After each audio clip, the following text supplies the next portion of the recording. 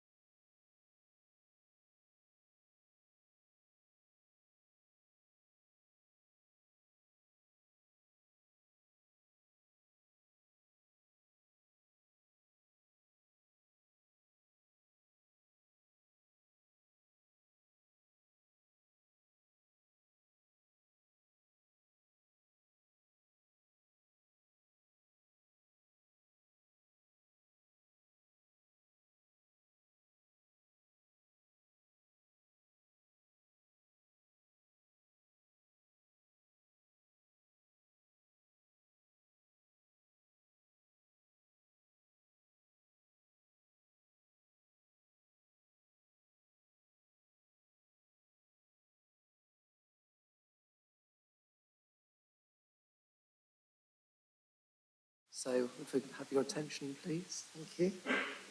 Ready? Good morning, everyone. My name is Councillor Smith, and I'm the chair of this committee. I'd like to welcome you to the Joint Development Control Committee meeting taking place at 10 a.m. on Tuesday, the 12th of November, 2024. The other members of the committee are councillors from Cambridge City Council.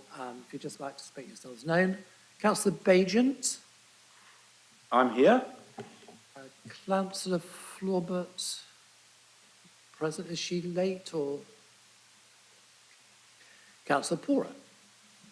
Present, Chair. Councillor Smart. Present Chair. And Councillor Fulbrough sent apologies. From South Cambridgeshire District Council, Councillors Bradman. Here, Chair. Councillor Khan. Here, Chair. Councillor Fain. Present. Councillor Stobart. Chair, present. And Councillor Richard Williams. I am here, Chair. Thank you so much. So agenda item 1, apologies. We've got apologies from Councillor Hawkins and Councillor Thornborough. The officers permanent at the table for this meeting are, this is to your left-hand side, Philippa Kelly, Development Delivery Manager. Good morning. And to my left-hand side, your right-hand side, Committee Manager Sarah Steed.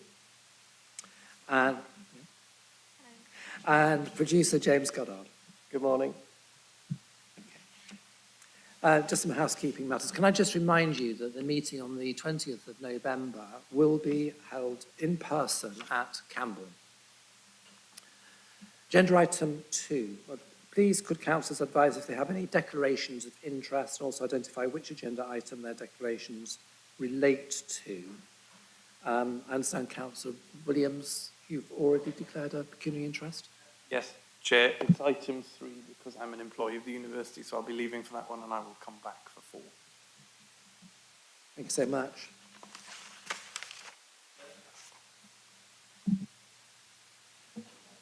I'm a member of Cambridge Cycling Campaign.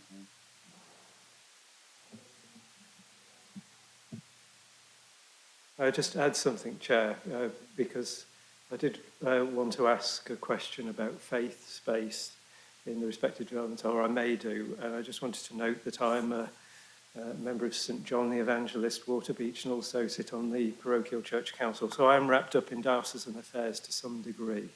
So I will ask from that base. So agenda item 3, we have pre-application developer briefing, land between Huntingdon Road, Madingley Road and the M11 Cambridge, Cambridgeshire. It's known as Eddington Phase 2. The process for this briefing will be the developers will be invited to present for up to 25 minutes. Members of the committee will then be able to ask questions for up to 45 minutes. Please can the developers introduce themselves and their colleagues assisting with the presentation. I'll invite councillors to ask questions once the presentation has finished. Matt, would you like to start? Thank you. Thank you, Chair. Introductions, I am Matt Johnson. I'm the Head of Development for North West Cambridge Eddington from the University of Cambridge's Estates Division. And I've got colleagues here from Quad, Matt Sherwood. Hello everybody, Matthew Sherwood from Quad. We're the planning consultants for the scheme. Hi, I'm Daryl Chen from Hawkins Brown, the architect and master planner for the scheme. I am Diego Greenberg, also from Hawkins Brown. And I'll just say we've got some other colleagues from the University Estates Division here as well, in the form of David, Paul, Becky, and another Matt, who may answer some questions. Just to note that they're in the room. Would you like to start your presentation? Absolutely, thank you very much. And thank you to all the councillors for letting us come and talk to you today about Eddington and our future plans for Eddington. Stepping back a little bit, I want to talk about where Eddington and North West Cambridge came from, as I'm sure many of you are aware. So it's born out of the needs that the university identified to address housing affordability with a view to attracting and retaining the best talent from around the world. And that's in the context of increasing international competition in higher education and research. That's where North West Cambridge came from, and that need for housing has grown in the years since we first conceived of it as well. The other aspect of that we think is important, that by the university creating somewhere like Eddington, we actually house our staff ourselves and we take away their influence from the wider housing Chair. market. Which university is this? The University of Cambridge. Thank you. So since that vision was established back in 2013, we gained planning consent, and we've seen delivery at North West Cambridge in the form of Eddington as we know it now. And we have created a new community and a new extension to the city of Cambridge. That's taken the form of over 1,800 homes that have been committed as part of phase one. Around 1,100 of those have been built to date, and you can see construction going on there. But it's also taken the form of a significant amount of community facilities that the university led the development with, including the provision of the University of Cambridge Primary School, which was the first building occupied on site, the Stories Field Centre, our community centre run in partnership with the City Council, and all of the other amenity retail and things that you see in the heart of Eddington that were delivered very early on in the scheme. So a lot of people look at phase one and think we've completed that part, but as I say, there is construction going on. We've had university workers there for about 5 years now in 700 of our homes that we directly manage. And what we're seeing coming forward now is a lot of the market housing that was originally consented coming through development partners in the form of Hill, Durkan and Present Maid. So why are we here today? We have reached in 2023 the 10-year expiry for the submission of reserved matters applications under the original consent for North West Cambridge. So we need to come back and we need to renew that consent that we had in order to put forward any further reserved matters applications. I won't dive too deep into the technical aspects of the planning, which my colleague Matt will, but the consent remains live. It was a 20-year consent in total, but there was a 10-year time restriction on the submission of residential reserved matters. So that's why we're here today, coming forward with a new updated master plan. My colleagues from Hawkins Brown are going to take you through the presentation and look at some of the detailed design aspects that we're looking at. The biggest element of that you'll notice is that we are pursuing additional density on the site. And what that's born out of is effectively what we've identified through the delivery of the first phase of Eddington is that the site has capacity for additional density. So our proposals here are for a continuation of what we've seen delivered through phase one. And that means that we can reflect the densities that have already been built on site. If we do so over the rest of the master plan, over the elements of it that we always intended on building on, we will see additional density. What we'd be talking about in the alternative here is that to stay under 3,000 homes, which was the original consent, we would have to see a reduction in the aspiration of density through the rest of the site in order to keep below that limit of homes. And we think that's the other aspect of the density, as well as wanting to continue what we've achieved at Eddington. We think it's important that we take best use of land that's been released from the Green Belt, both for the university purpose, so making sure that we maximise the number of homes that serve that critical strategic purpose for the university, but also that we use that scarcely released land to help support housing generally in Cambridge. Thank you. Since you've referred to it yourself, please could you remind us what was the number of houses permitted under the outline? Absolutely. Yeah, we'll go into detail about the original consent a little bit later, but directly to that question, it was 3,000 homes originally permitted in 2013, and that was split 50% market homes and 50% university key worker homes, and they're the ones that we build and control directly ourselves and let to our staff. Can members ask questions at the end of the presentation, please? Okay. We've got 45 minutes of question time. Okay, I'm going to pass over now to my colleagues from Hawkins Brown, Darryl, and they're going to talk you through some of the design aspects. We'll then touch on some of the planning policy with Matt, and then we're all here for questions after the presentation. Thank you. Thanks, Matt. Being the first time we've addressed members, I just wanted to say we're really pleased to be working on this scheme. We're very happy to be working on it. We are committed to bring something forward which is of a quality, which is of Eddington's kind of reputation within the world of urban design and master planning, which is a rarefied kind of industry that we're in, but as a place within a great city like Cambridge. The place principles are a way of describing how we are going to realize that from, I guess, a qualitative point of view, and I hope that in the presentation that I give you see these themes kind of play out. Firstly, we are fostering healthy living together. Each of those words is really important. Because we know what health can do and how important it is to make cohesive places which are good for planet and people. And we facilitate contact with nature quite primarily because we are right at the describing a new landscaped urban edge for the city. and a great opportunity to not just have landscape there, but to utilize it within our development and ensure that people have access to that and usable access. Inviting communities to share is within open spaces, which is in that western wedge that you'll see the landscape part, but also within the scheme, and so lanes and courts and shared gardens. And we are really serious about promoting active travel, continuing the good work that was in phase 1, and not just continuing it, but developing it and making it more, giving more choice and diversity. We want to reduce whole place carbon footprint. Often carbon is described in terms of what you build buildings with, but at the master plan scale, we are concerned with how the infrastructure can reduce carbon by reducing earthworks and retaining walls. Transport and the means of moving is a huge factor in carbon, and so we are trying to provide, discourage vehicle and movement in favor of active travel and create that modal shift very actively. And by intensifying land use, we also reduce carbon footprint as well. Finally, thirdly, to design for present and future through resilient infrastructure, which includes water management, which is so important to Cambridge, in the phasing and the delivery of that. And you'll see certain design measures that we think improve the flexibility and deliverability of the scheme. And because it is the University of Cambridge, we can be assured that they are long-term stewards and be looking after this properly. I mean, that means that we can design it to a higher aspiration. You can do it in a slightly different way than if we were dealing with other clients or developers. So hopefully those themes come through in the slides that we'll breeze through now. It should be said that those are sustainability principles as well.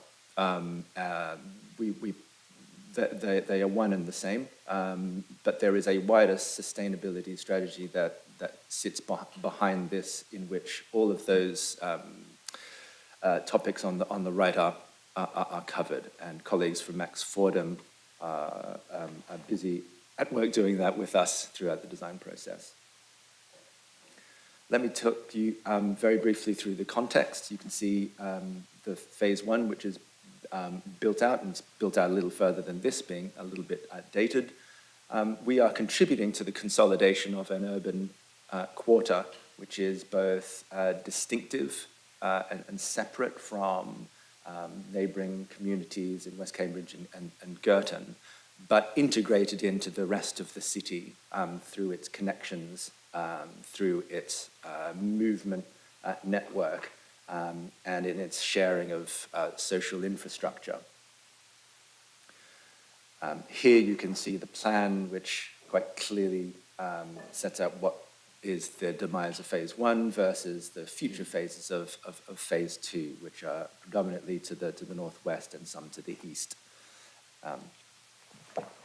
The 2013 outline planning permission achieved permission for up to 3,000 dwellings, 2,000 student bed spaces, and a range of employment, retail, senior living and community infrastructure uses. We are looking to up the number of homes here, and the remaining uses are largely the same, although something that we are working through in detail as we go through application, but we don't imagine that those are going to change greatly. Phase 1 delivered this wonderful community infrastructure. It is the local centre for which has the capacity to serve a much wider and a much greater population of people. And I think that is the story of phase 2, kind of seeing out the potential of what this social infrastructure can serve, and consolidating that urban quarter. Key to the densification strategies are these bullet points you see on the right. I'm going to just go through one by one, because these are actually quite important. First, we're extending to a similar scale and density to phase 1 across the rest of the site. Now, phase 1 was developed to kind of higher than anticipated density, but something that was found to be successful in terms of its quality, in terms of the market take-up, in terms of receptiveness to developers wanting to build that kind of stuff. And it has been a successful way that it has started this urban quarter. So we are extending that scale and density within the parameters that were first set out in that 2013 consent. We are only using plots which were earmarked in that consent, so there's no further land take. All of the green fingers that were present there are preserved. If anywhere, we're actually using slightly less development area because of the amenity and sports provision that needs to be provided. You'll see in later slides that we've relocated where employment uses are going to be. Again, this is to facilitate better density and better kind of adjacencies between residential and other uses. We are making the landscape work a lot harder through the scheme. Again, we'll talk about this later, but it means overlapping where natural areas are with play areas, and I think that just helps the usability of the landscape spaces. But we'll see examples of that when we go through the shared gardens later on. We've learned from phase one where the provision of grass pitches to provide 3G pitches instead, and that's just a much more efficient way of utilizing space for sports provision year round. You'll see later there is some height articulation, but we are largely keeping to the parameters of the consent, and allowing us the possibility to articulate height in areas in collaboration with offices where it achieves a better townscape and a better impact on views than otherwise might be achieved by just kind of adhering to the parameters. Phase one was exemplary in terms of its sustainability, not least through its SUDs, edible landscapes, and promotion of active travel. Those are all themes that we want to continue here, although we've learnt lessons from those. In some ways, we are increasing choice and diversity and developing those as themes, but we were aware that there's a big reputation to live up to, let's say. On the point of making the landscape work harder, this is what we saw in phase one, which is on the left, where sustainable drainage was a key feature of how water was managed on site, but probably not meeting the expectations of it being a kind of a usable amenity space at the same time. So here's an example from Holland that really is one of our aspirations, where you can do both, and in fact more.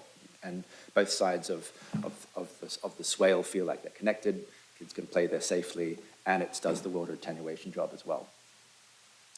There are numerous environmental constraints on the site, not least because it's sloping. There's an existing hydrology, there are existing ecological features, which we're all mindful of and have integrated into the biodiversity network of our scheme, and as well, last but not least, the acoustic conditions of the road, which are addressed in our strategizing the built form. Let me hand over to Matt to talk plan context. Thank you, Darren. This slide sets out the planning policy context for the site, which is obviously supported by a number of supplementary planning documents. The North West Cambridge Area Action Plan specifically addresses development at the site and seeks to create a new university quarter to contribute to meeting the long-term development needs of Cambridge University. The Area Action Plan was in place when the current outline planning permission was granted in 2013. Included in the Area Action Plan is a concept diagram, which is shown on the screen. The diagram shows development areas in purple, alongside green and open spaces. It is proposed that the new master plan will follow this approach and maintain built development on the purple areas.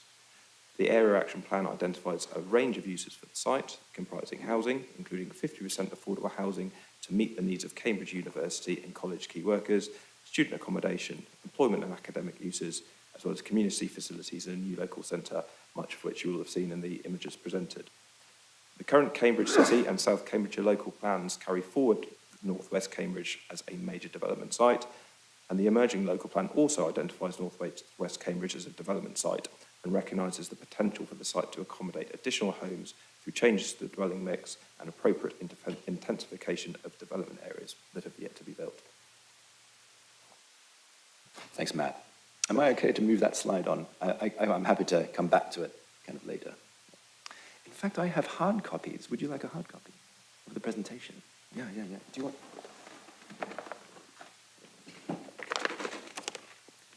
My apologies. I completely forgot that I brought 6 hard copies.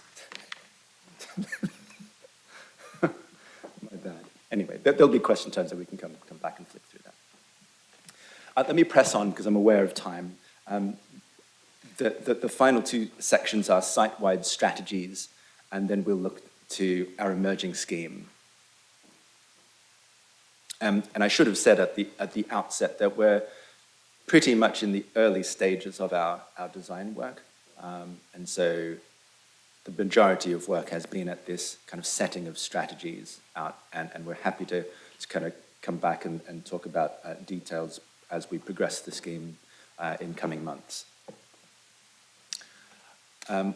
What happens on these slides is a comparison of what was consented in 2013 versus the emerging strategy that we're setting out at the moment.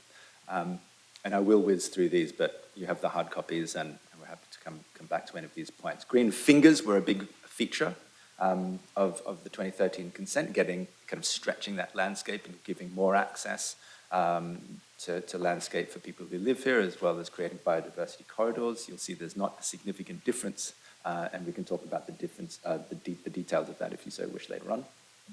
Green infrastructure similarly is very similar, though you'll see that there's an addition of a playing field in the north, where we feel that there ought to be some sort of proximity to sports, and you'll notice that that's also on what was previously developed sites. So that's where we're saying that actually, if anything, we're reducing the development kind of plots in favour of providing the amenity that we need to provide for this many homes.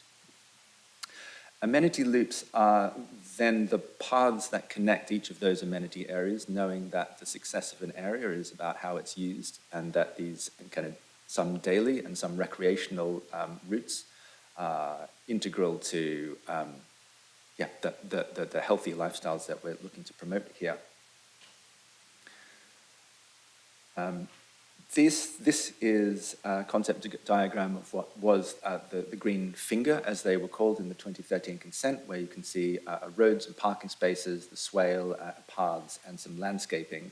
What we're thinking about in our scheme is to remove vehicular traffic from those green fingers. We've now called them shared gardens, because they are a place where people come together, and where the geometry of those green fingers of those shared gardens is much more articulated. It encourages places of gathering. The 2013 vehicle network saw the spine road closer to the western edge, and quite an intricate network of secondary movement through the rest of the site. You'll see the difference here is that we've moved that spine road, Cartwright Avenue, up to where the contours allow it to be much more level and to minimize earthworks, again, that whole place carbon point, and for the rest of the network to be less grid-oriented and more in terms of loops, thinking that will kind of focus vehicle and movement in places where it needs to be, and to not encourage a lot of secondary movement around the area. Whereas when we come to the cycling network, here's where the cycling network was in 2013. It's a much more extensive network, which is much clearer and legible. So you can see that there's a prioritization for active travel over vehicular networks. And indeed, we're not only extending the network from 2013, but providing different kinds of ways of moving through. So if you think about these 3 parallel kind of routes, one is what we're calling the fast route along the ridge, the middle one, the quiet route, and the third one on the edge of the western edge, a much more recreational one, what we call the adventure route. Land distribution is largely the same, except for the notable change of the position of the commercial development, which is consolidated at the north. It means the traffic comes off of the main network quicker and doesn't come through the residential area as much. But it also allows us the flexibility to realize a range of commercial building types from office, lab, and mid-tech without it having adverse adjacencies on residential development. So we think that this is a much more flexible way of delivering the same kind of quantum of commercial space without detrimental impact on the master plan. This is the heights diagram of built form from the 2013 consent, darker being higher. And we're largely keeping that the same, although the comments and the conversation where we are at with the with offices is that if you built up to that parameter, you don't get a great skyline, you don't get a great visual impact from the various views that you get from around. So we want to have a conversation about going higher some places and going lower in others, and those what those stars represent. Finally, I just want to talk about some emerging thoughts on the master plan. These are all work in progress, but you'll see how direction of travel. This is kind of where we're illustrating our plan at the moment.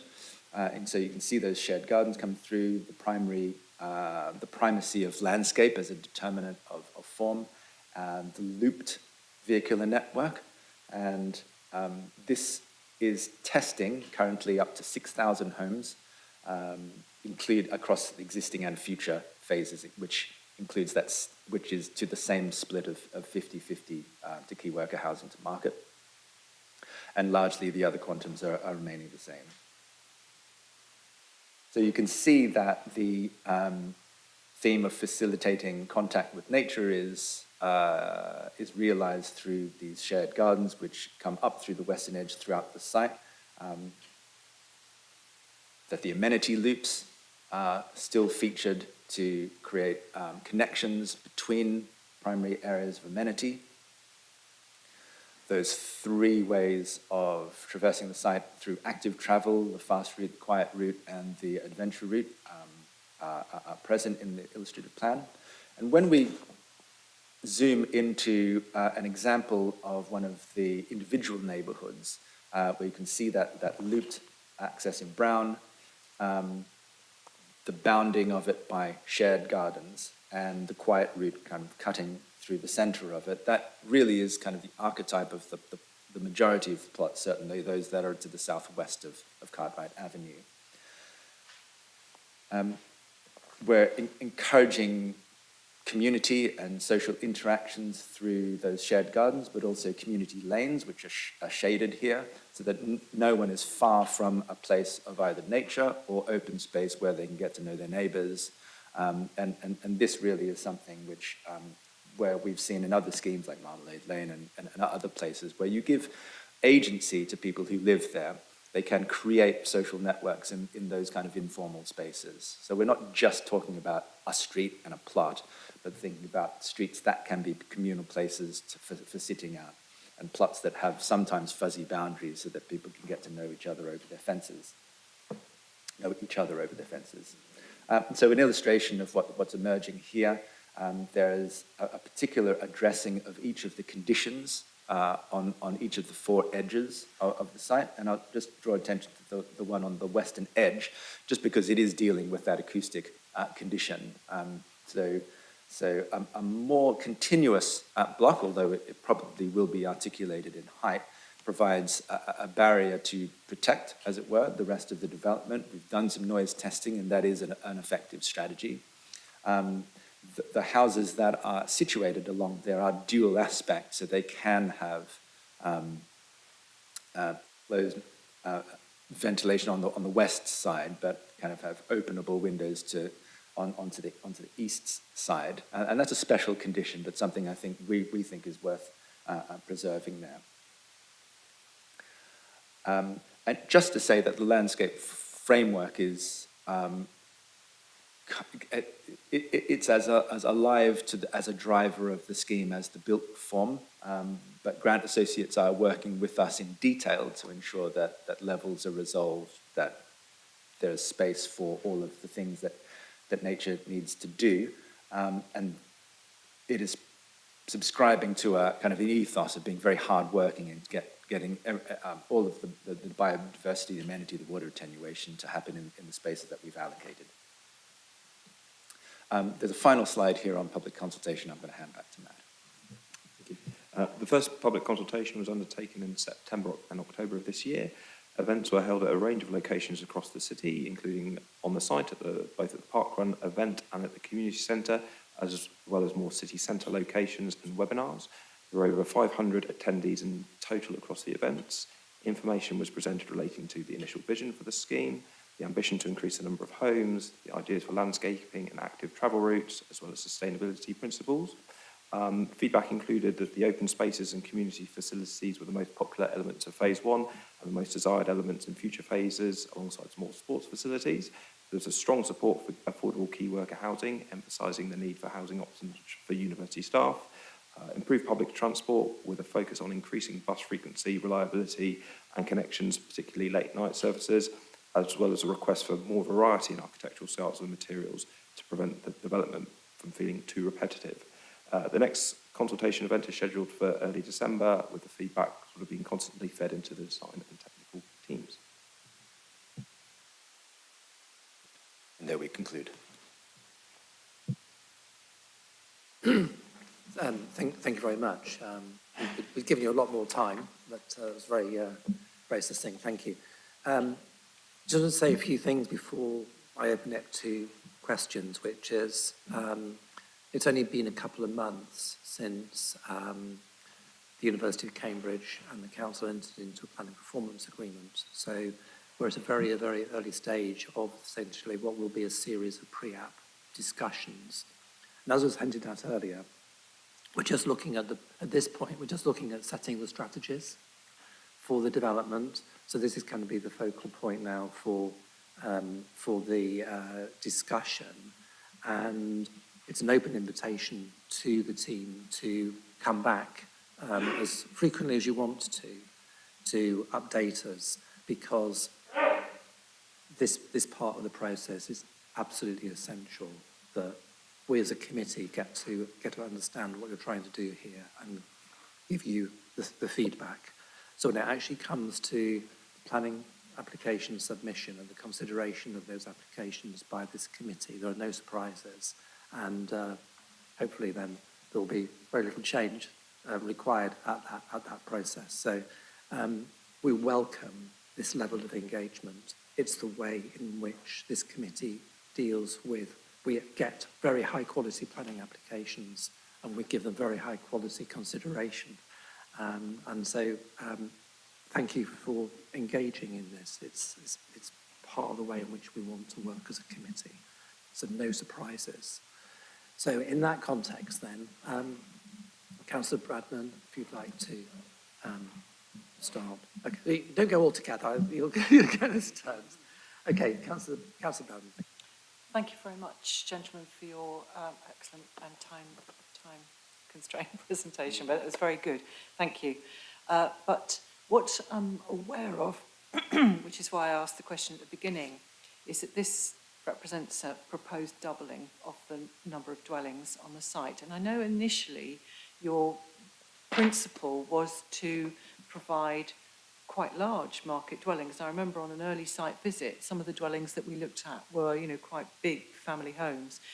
And so I wondered, to what degree has your proposal to increase the density of the site, in other words, make provision for smaller homes, been driven by the market uptake of those previous designs? So that's the first thing. And secondly, if the number of people living on the site is much bigger than you'd originally anticipated, if it was 3,000 homes, you might have expected, say, 6,000 residents, but with 6,000 homes, you're looking at 12,000 residents on average, just as a wild, back of the fag packet count. So aren't you going to need to provide more facilities? And indeed, you've just said, gentleman in the middle pointed out that one of the things that came out of the consultation was that people would like more sports facilities. And you haven't made an excellent community centre, but actually, do you not think you're also going to need to provide sports facilities for this, like a gym and more facilities for football and, places where people can throw a frisbee. Thank you. Thank you. I'll respond to that. On the large homes that came forward in the first phase, I think it's accurate to say that we've learned from the demand that the market has for the market homes, and that has fed into the brief for the remainder of the master plan. I would also say that the edge treatments of the site, so we have conditions that we're sticking to around things, for example, like 20-metre back gardens, where they adjoin existing dwellings, and that lends itself towards larger housing typologies. Hills Knights Park project, which is where you will have seen the larger homes, was responding to that edge scenario, which is why there's lots of larger houses there. But yes, I think the average size of the market units will probably fall compared to where our expectations were prior to actually delivering and seeing and how it's absorbed into the market. But we're very much led by our commercial partners on that. So the university doesn't pretend to understand the ins and outs of the housing market in Cambridge, and therefore will respond to what they are telling us to make sure that there's the right supply for the demand that's generated by the population of the city. On the quantity of population, absolutely, we'll see an increase in the population. One interesting aspect of that is because of our relatively unique tenure here of the university key worker housing, that population, the kind of average person in each household is lower than some other more traditional tenures like market housing or other forms of affordable housing. So the population isn't a one-for-one if you were to compare it with another scheme with a similar number of homes. I would also say the 6,000 home number is the kind of upper bound that we've set ourselves for assessing our environmental impact. So we don't know for certain exactly where we'll come in terms of the increase in density and what we'll be putting forward in the final application, but that's the sort of upper bound that we've looked at. The facilities, again, going back to how the university delivered the first phase of the scheme, we built out the community facilities first, and the primary school, as an example, and these numbers won't be exactly accurate, but broadly we calculated back in 2012, 2013 that we needed something around a 2.2 form entry primary school. The University of Cambridge Primary School is a 3-form entry, and we built and opened that on day one as a commitment to the community. And that's obviously had bedding in issues in terms of populations coming from off-site and things that will sort themselves out over time. The population, the child yield, the population we've seen coming in because of that different tenure in the key worker housing has been slightly lower than expected back then. So we'll obviously do the full calculations and everything as part of the application, but we're confident that the University of Cambridge Primary School is well sized for the larger number of homes and the larger population. On sports, it was remarkable how much in the consultation green space, sports and kind of activity came out as one of the big things that people really want to see more of. And we've had that in our conversation with the community over the last few years. And I think one of the big things on sports for us is having an intelligent look at intensification and listening to people in the city about what their needs are in terms of sports provision. So I'll give 2 examples. Running. Eddington has emerged through no kind of deliberate action on our part as a great haven for running with the park run and other people using it. That's something we're really focused on, but if we were to assess the design interventions we make on running as part of traditional planning policy, they don't get you many acres, as it were, of sports provision, but they are very valued by the community who use them. So that's something we're really thinking about. On pitches, on sports pitches, the big thing we've heard from the community is we do not need a load more full-size grass pitches in Cambridge. What we need is facilities that are responding to what the sports are that are coming forward, in particular 3G pitches for smaller groups, children's football lessons that can happen into the evening at this time of year, for example. That's what we're hearing. So we're really focused on intensification rather than just provision of acres and acres of green sports provision. Just come back, and I also very much welcome the revision of your cycling infrastructure plan. That looks much more suitable for what you're proposing. But thank you very much indeed for your answers. Councillor Pora. Thank you, Chair. Yes, there are lots of positives, the removal of the vehicles, the cycling, but I'll dwell on the things that may be helpful for constructive criticism. Obviously, I assume this may well come forward under our new local plan, depending on the timescale, but water is obviously something that, as you'll be well aware, comes up. So I think a focus on that, as well as SUDS, but also your grey water and rainwater reuse, those kind of things are important. think welcoming nursery provision, that's really important. We know there's a lack of that. Things like cargo bikes, I'm always obliged to mention that, but if you're going to have families living there, you don't want cars, you need to have suitable provision so it's not littering up your nice landscape.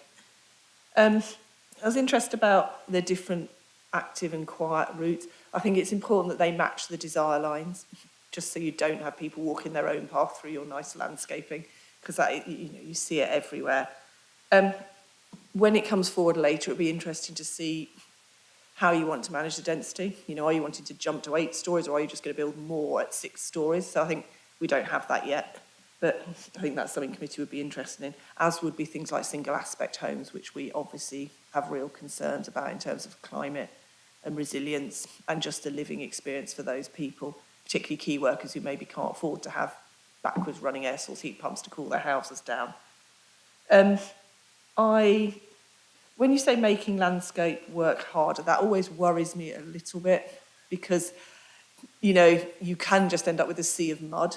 You'll have a nice lawn that kids play on, that people ride their bikes across. So I suppose coming forward, I'd be very interested to see how that could be justified as a workable scheme.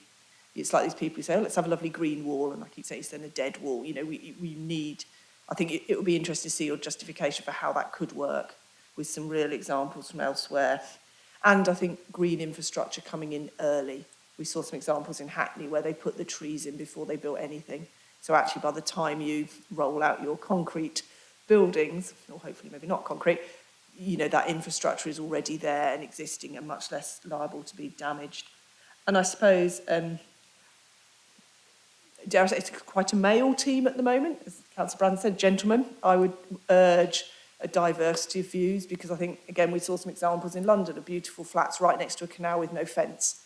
And I thought, I wouldn't have built that, because you could never let a child out to play. So I think it's just sort of thinking about the whole community that you'll be welcoming and seeing that reflected. So there weren't many questions to answer there, but I hope there were some useful comments to take forward. Thank you, Chair. Thank you. Councillor Stibber got in before you, Councillor Khan, but you'll be the one after. Okay. Sorry, if you don't mind, if I could just address the one point on diversity. Appreciated we've got 4 gentlemen sitting in front of us, but on our design team, we have half director level female.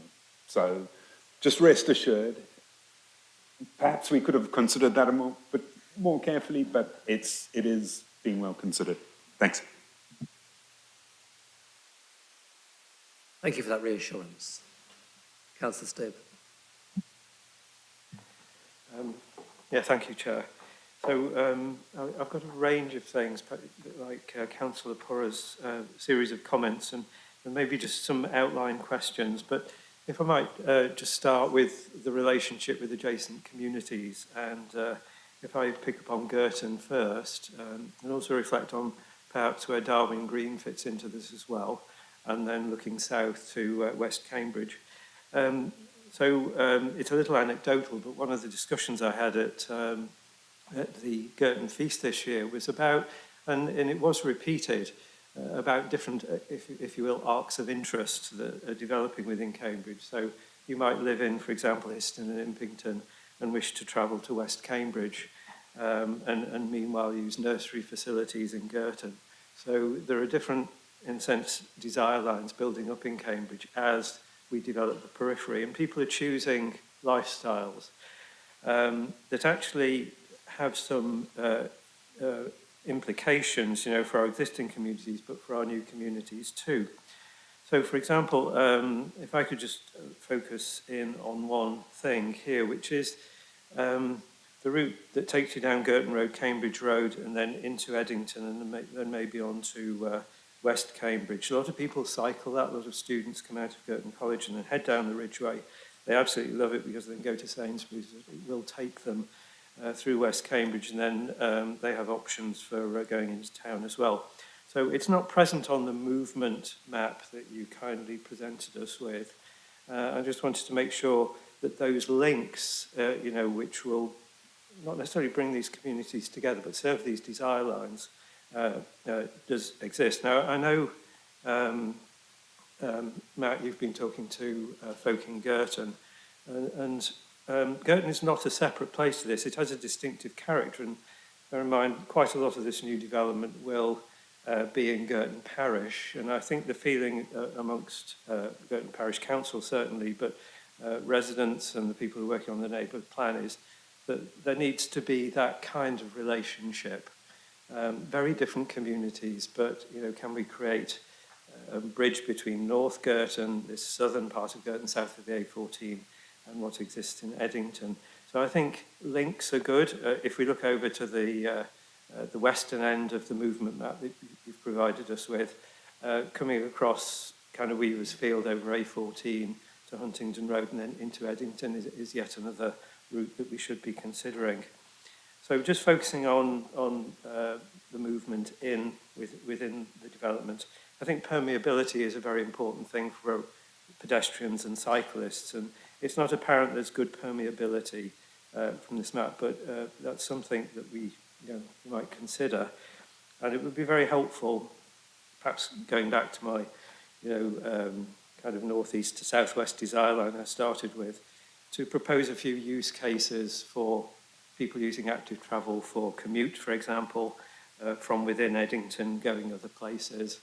And if the future development can satisfy those use cases, they measure up well, then I think we're heading in the right direction, and I'd strongly recommend that. So if I could just mention one or two other things that I think perhaps are important in this context. I have to commend the introduction of the U1 and U2 buses. I think they've been great, and the extension up to Huntingdon Road has been a bit of a revolution for Girton residents. But I wonder, looking at this in the wider context, then how do we connect to, for example, C2C, which is just running a little bit south of Eddington? Can that serve the development? Camborne to Cambridge busway. Forgive me. The U1 and U2 buses, where do they go? Have we got the transport capacity to really serve this community through those busways? I'm sympathetic, to light rail in Cambridge ultimately, to carry the number of people. How would that fit? That may be a little bit off the agenda, but I think I would certainly like to raise it.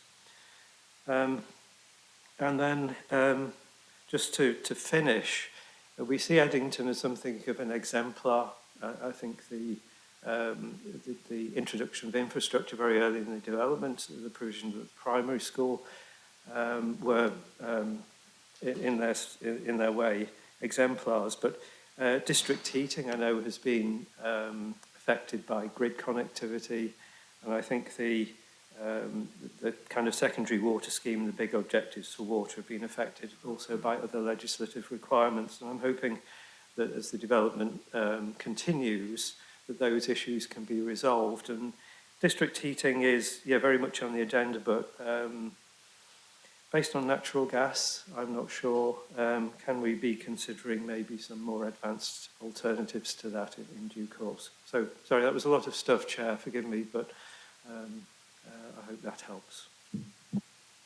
Thank you. If I may, Chair. Bundle. Yes, absolutely. Thank you. So just on Girton Parish, absolutely. We are part of Girton. As you say, a significant part of the future phases will be delivered within Girton Parish. We have a design workshop with the Parish Council over the next few weeks. I can't remember the exact date, but to go through all of the things you've just listed there. Cycle permeability is the big one that we're hearing from the population of Girton, and something we're really thinking about. That plan that you mentioned doesn't look into the routes as they go off-site, but there are other aspects of permeability, such as the underpass under the M11, for example, as a bridleway going through there. So absolutely, we will be looking at how we can address the points at which our scheme touches Huntingdon Road, particularly to the northwest, where the conditions aren't fantastic, and how that will allow for crossing over and into further kind of cycling amenity up into Girton. I think it's a very good idea to think about some of the case studies of people transiting through Eddington. We have a lot of data about what happens in Eddington in terms of bikes going through junction points. I think it would be an interesting thing for us to look at, to go beyond our population and speak to people who are using the infrastructure. So we'll absolutely take that on board and do that through some of our transport colleagues. Just briefly on the U1 and U2, thank you for your kind comments about those. They are a critical part of the university's involvement at Eddington. So we have focused our efforts on housing at Eddington because we need to focus on a particular location. That's why we are concentrated there. But we need a means of getting our staff throughout the city. That's the fundamental reason for the U1 and the U2, but it has huge benefits for people in the city as well. Not least in the city centre, there's a large population that use that bus that we never see at Eddington. They don't come all the way up to us, but they are people commuting from Addenbrooke's to the train station, for example, utilising that. We would expect to see an expansion of that service, responding to the population as it grows and the demand as it requires it. The changes to Girton have been very well received. We have had requests for further changes to that to try and make that work better, and our transport team are looking at those in the context of the rest of the bus franchises and the orbital loops and things that are coming into. You'll appreciate they have to be very centrally planned, and there's things that we could do with the U service that might have untoward interventions into other bus services. So it's a complex topic, but something we've heard loud and clear from Girton residents. On how buses and light rail and things within Eddington, so the Cartwright Avenue, as we know it, which is the main spine road, will go up to the third and final junction at Huntingdon Road West into the site. Part of what the design team have been doing is focusing on how do we allow that to serve its need to get vehicles through the site and move active travel and pedestrians out of the way of that. So it's something we're really conscious of, how that can serve both buses coming through, but also vehicles transiting through, so we can kind of get them through the site and out, and we can focus on active travel elsewhere. So I think there would be capacity, depending on timing, for light rail interventions to come in to the site, but what we're focused on at the moment is making sure that the bus routes are logical and work and tie in with the wider plans for bus routes within the city. And then finally on district heating, absolutely, it was a victim of the success of decarbonisation in the electricity grid in the UK. Our base case, and it's not fixed yet, but what we're basing our expectations on is that we won't continue district heating into the future phases. So there's elements that are being delivered now that will tie into the existing system. What we have in our current energy centre isn't sized to serve the entire neighbourhood anyway. There would always have to have been additional interventions made further down the delivery. So we are looking at primarily how do we enable plots when they come forward to respond to what the correct solution is at that time. And that means not, for example, binding them to a heat network that has a centralised source of heat that we dictate today. So it's an emerging strategy, but we are probably moving away from a centralised district heating to something more localised to individual plots and delivered at the time at which they come forward. Forgive me if I've missed anything from that. They were the main comments, of course. Thank you. That was great coverage. Thank you, Matt. Councillor Khan. Councillor Stobart hinted at some point, a point that I'd be interested in, which is the fact that the site, the whole development, earlier phases and later phases, is across two local authorities, but you have one social community centre. I'm interested in what you thought about the management of that, how you bring the whole two together, and both in terms of provision, whether you're what you think of the long-term management, and in this sense, how you manage the public areas. Are you planning for it all to be a management or managed by the university? Are you planning to set up a separate, the parish council in the Girton part takes it over in the city part? How it's going to work? How are you going to build a community? It's likely to, since it's university dominated, it's likely to be rather different from the rest of in Girton, the Girton part of the parish. How you think about that? In terms of the network, it's just a thought that's come to me is that more and more people are using electric scooters. They're not legal, but people use them. And you will have an area which is basically privately owned, all the network of active travel use. Are you planning to think how you might use them, at least within the development, for scooters? Because obviously on private land you could use them. I anticipate at some point in the future they probably will become legal. I don't think they have any option because that's the situation of what's happening in the ground. So it would be, if you're thinking ahead, that might be something which could be a resource. Just a thought that you might think about. So that was one point that I was thinking. The last point is in terms of co-housing provision, which is a problem finding sites in Cambridge. And it's a rather particular situation here because it's university-based. There is tradition in university bases of people eating communally in colleges. So there is a sort of model for that. Had you thought of thinking of providing options in some area, within the area for perhaps that happening, a common room for people eating together in a group? It doesn't necessarily have to be all clumped. It could be that you could have a group of people. Have you think about how that might be, that perhaps provision could be made for it, and if it succeeds, then it succeeds. If not, you have to have a provision which is also useful for other uses afterwards. Just a thought that there might be an option here. It'd be interesting. It could be an original possibility. I wonder whether that might be investigated. There's some ideas that have come to me.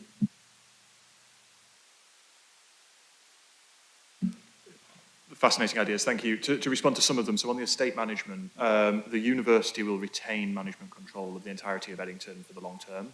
That's the solution we have to bridging the issue of Girton and the city obviously being in the middle. And I think it's appropriate for the university because we are going to be the largest long-term stakeholder on the site. So we won't be the majority because there will be other uses like commercial uses and market housing, but we will have the biggest interest in making sure the place is successful for the long term, because otherwise it doesn't serve its strategic purpose for us of attracting and retaining people to come and live there and work for the University of Cambridge. So we will retain that management. Storiesfield Centre management, you referenced that as well, and interplay with Girton facilities.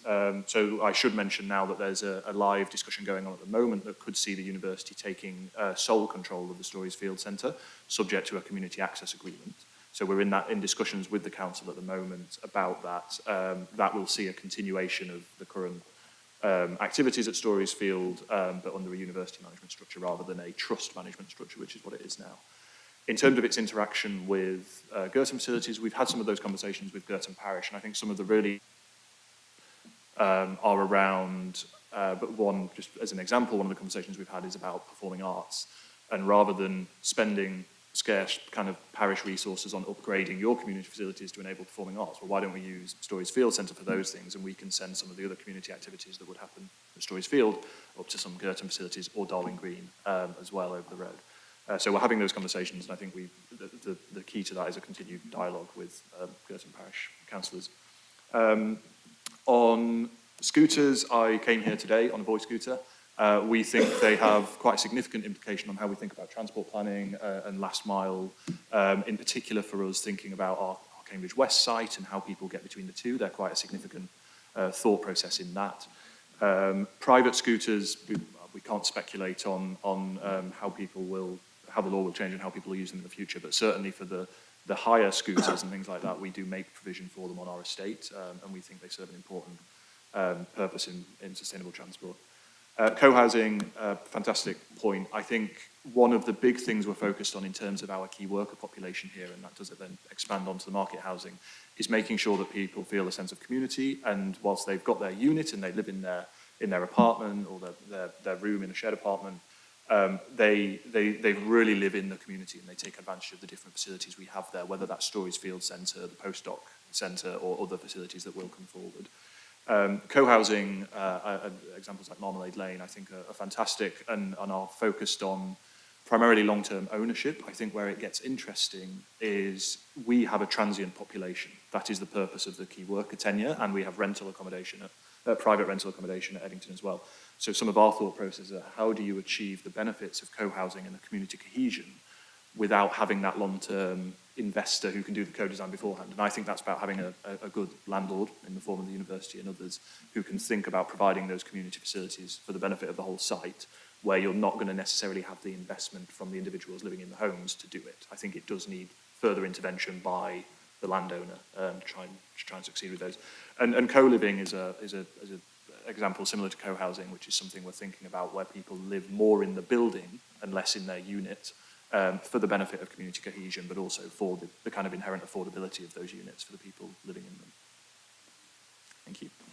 Thanks very much. There already is a group of people called Eddingtonites, and they come together and perhaps 20, 30 people will share a meal together, generally cooked by people from all over the world, so everybody can share in the different culinary traditions. But it's a very good point that's just been made about community cohesion. So, Councillor Bajan, please. Thank you, Chair. Couple of bits and then maybe a question. I'm not quite sure if it is. I think it's really commendable that Cambridge University normally goes the extra mile when it's developing its buildings. I think that always is something that's very notable at this committee. And that's been made again by the architect here. It's also magnificent in the way that Cambridge University developments celebrate active travel. I think that's absolutely magnificent because they are something to be applauded and to be seen as the way that we would hope Cambridge will be developed. I've got an officer question, I suppose, first. What is the actual legal position here? Does the lapsed outline permission for this site influence the proposed application? So will that be carried forward, the pressure to approve?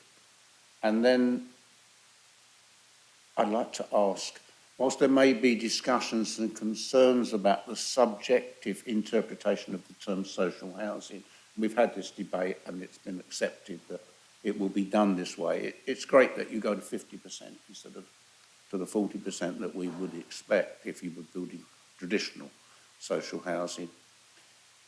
Can I ask, does proctorial restriction of student or postgraduates, possibly, use of cars apply to this 50% being built for students and postgrads? Because that would be very significant. It would link it back into being affordable and for the purposes of it's been interpreted as student accommodation or graduate accommodation. Thank you. I'm just going to answer some of those questions, Councillor Bajan. Thank you, Chair. Councillor Bajan, your question about the relevance of the outline planning consent. So it's still a material consideration, it's still of relevance, but as you heard Matt explain at the beginning of the presentation, there are limitations now in terms of, as I understand it, it's expired with regard to the ability to bring forward future reserve matter application parcels. 2024 was this year, wasn't it? It was 2023, thank you. So the position being still parameters, direction of travel, principles within that outline still of relevance, will have regard as the future considerations as this work continues with regard looking at the uplift, looking at the new master plan, but certain elements are no longer of relevance because they have since expired, not least the element regarding the delivery, the subsequent reserve matters parcels. Hope that's explained that. Thank you.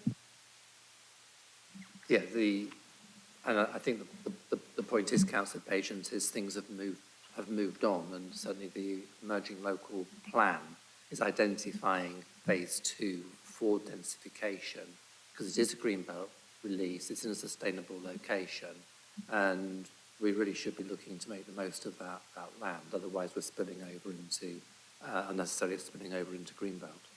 So I think things have developed policy-wise since the original outline consent. There was the point about car ownership. Yes, a fantastic point around the proctoral restrictions on student car ownership. So we have within the extant consent and within our future proposals up to 2,000 student bed spaces. We've delivered 325 of those in the form of Swills Court already. So absolutely they will apply to student populations, undergraduates, postgraduates who would live at Eddington in the future. In terms of the postdoctoral key worker population, they don't apply in the same way to that population. These people are people who've got PhDs, they're researchers working in the institutions. So we are responding through our design rather than through centralised university restrictions to parking provision. Our aspiration on the parking is that we can try and stick to the original trip budget from the earlier consent. I say that's an aspiration, that's not a fix at the moment. And what we've observed in practice of the 700 or so units that we've got occupied at the moment, we've only let 60 or 70 parking spaces to the key worker population. Car use is inherently low. The demand for car use is low. And that's not because of anything magical we've done, it's because of where we are relative to the city and the bus routes and cycle routes. So we have a great opportunity here to be a very low car use neighbourhood, particularly with a focus on the key worker population. The market population is a little bit more difficult because we have to think about what people are thinking in terms of value, and even if people don't use a car very frequently, they will still want one for the value of their property. And I'll often say, if we're walking around Eddington in the middle of the day on a weekday, you will see a car on a driveway, but it's the middle of the day on a weekday because that person's got on their bike and cycled into town for work, but they still are a car owner for a weekend trip. So the market housing will have more traditional car parking provision probably, but the key worker housing we can be very aspirational on, but not through centralised pictorial restrictions. Councillor Smart. Councillor Fane, are you going to... Okay, so Councillor Bajon, Councillor Bradman wants to come back again, so you'll be last.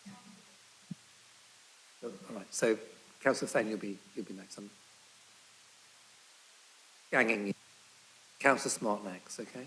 Thank you. Bit confused there, Chair. It's me next, is it? Yeah, sorry. Slow on the uptake, sorry. 5 questions, I'll rattle through quick. I've got 12, Chair, apologies. So the first question is the most important one. So 3,000 dwellings in the outline.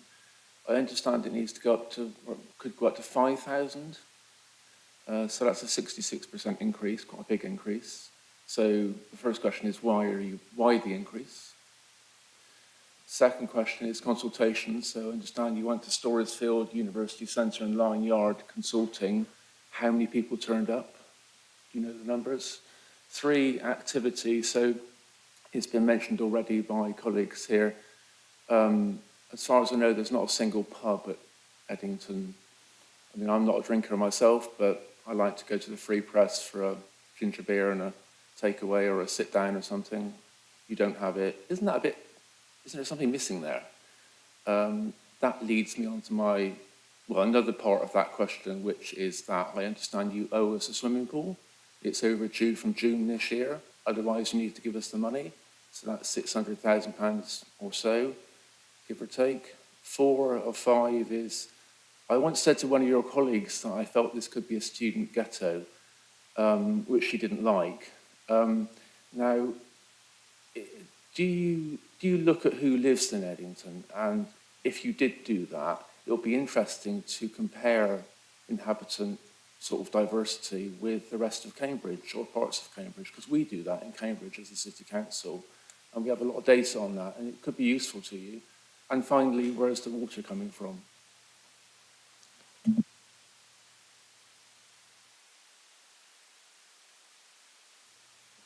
So just quickly on consultations, the total number of attendees recorded at the event was 514.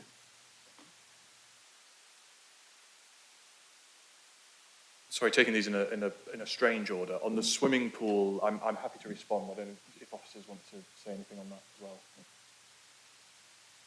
Yeah. So the swimming pool provision obviously went in the press and there was a lot of conversations about it. There was never an intention to build a swimming pool at Eddington. That was never part of the plan. The financial contribution that you reference is a standard contribution that any housing development would have to make provision for and provided in the Section 106. We have made that contribution, as any other housing development would. What we preserved back in 2013 was, should the university build a swimming pool at our Cambridge West site as an extension to our sports facility, then it would only be fair that that contribution would be spent on that rather than going into central city coffers as well as having provided a swimming pool ourselves. The university hasn't built that swimming pool at Cambridge West yet, and therefore we paid the contribution at the right time as we were obliged to do. So in that sense, we are no different to any other housing development. There still may be a swimming pool at Cambridge West. We received planning consent, outline planning consent for that earlier this year. So prior to the grant of that consent, we couldn't have submitted a reserved matters application for the swimming pool. It may well come forward in time at Cambridge West, but it's part of the broader development plans that we have for that site. at the sports centre, where we've recently expanded and put some paddle courts out as part of our increasing tennis provision down there. So it may well come forward in time, but if it does, it will be a bonus on top of the payment that's already been made to the city fund for swimming pools.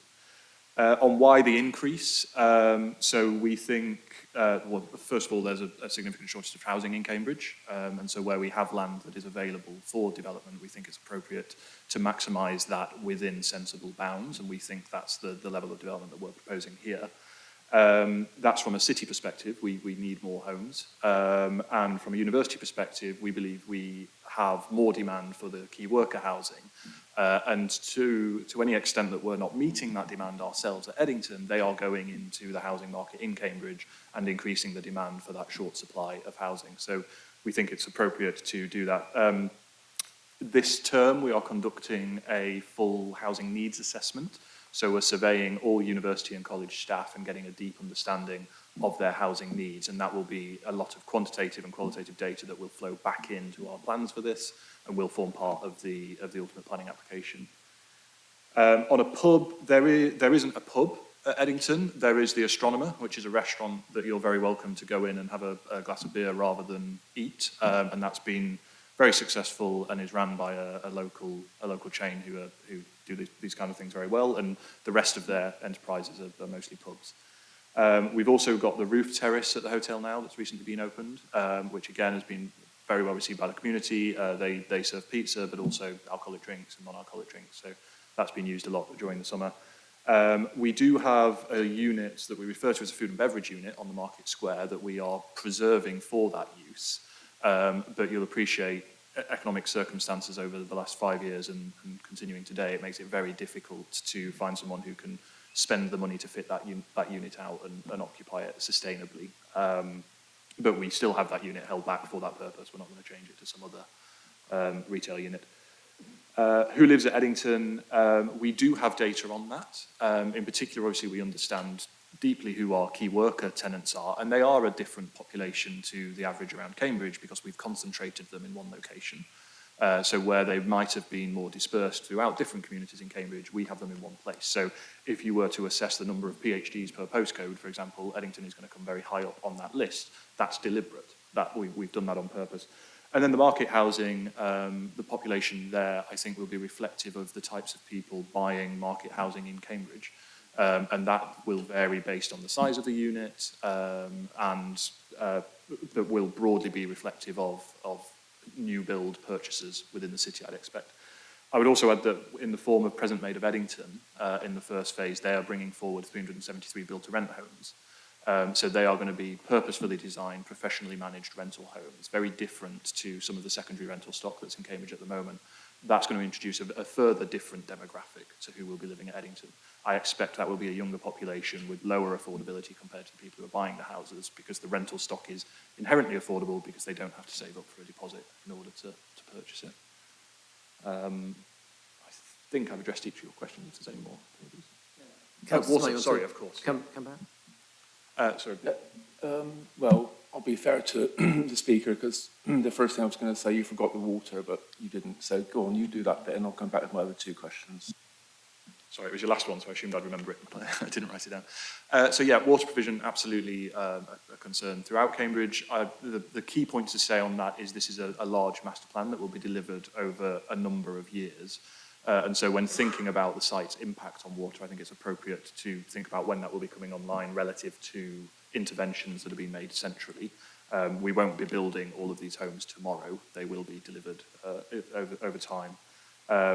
Obviously, there's a further 1,200 or so units within the original consent that will have been thought about within existing water provisions that's relevant. And then Councillor Stobart referenced our water system that we have at Eddington, which we are still working with government to try and unlock through the regulations that are affecting it. Regardless of the success of that, what we're going to commit to in this application is to keep targeting 80 litres per person per day for water usage.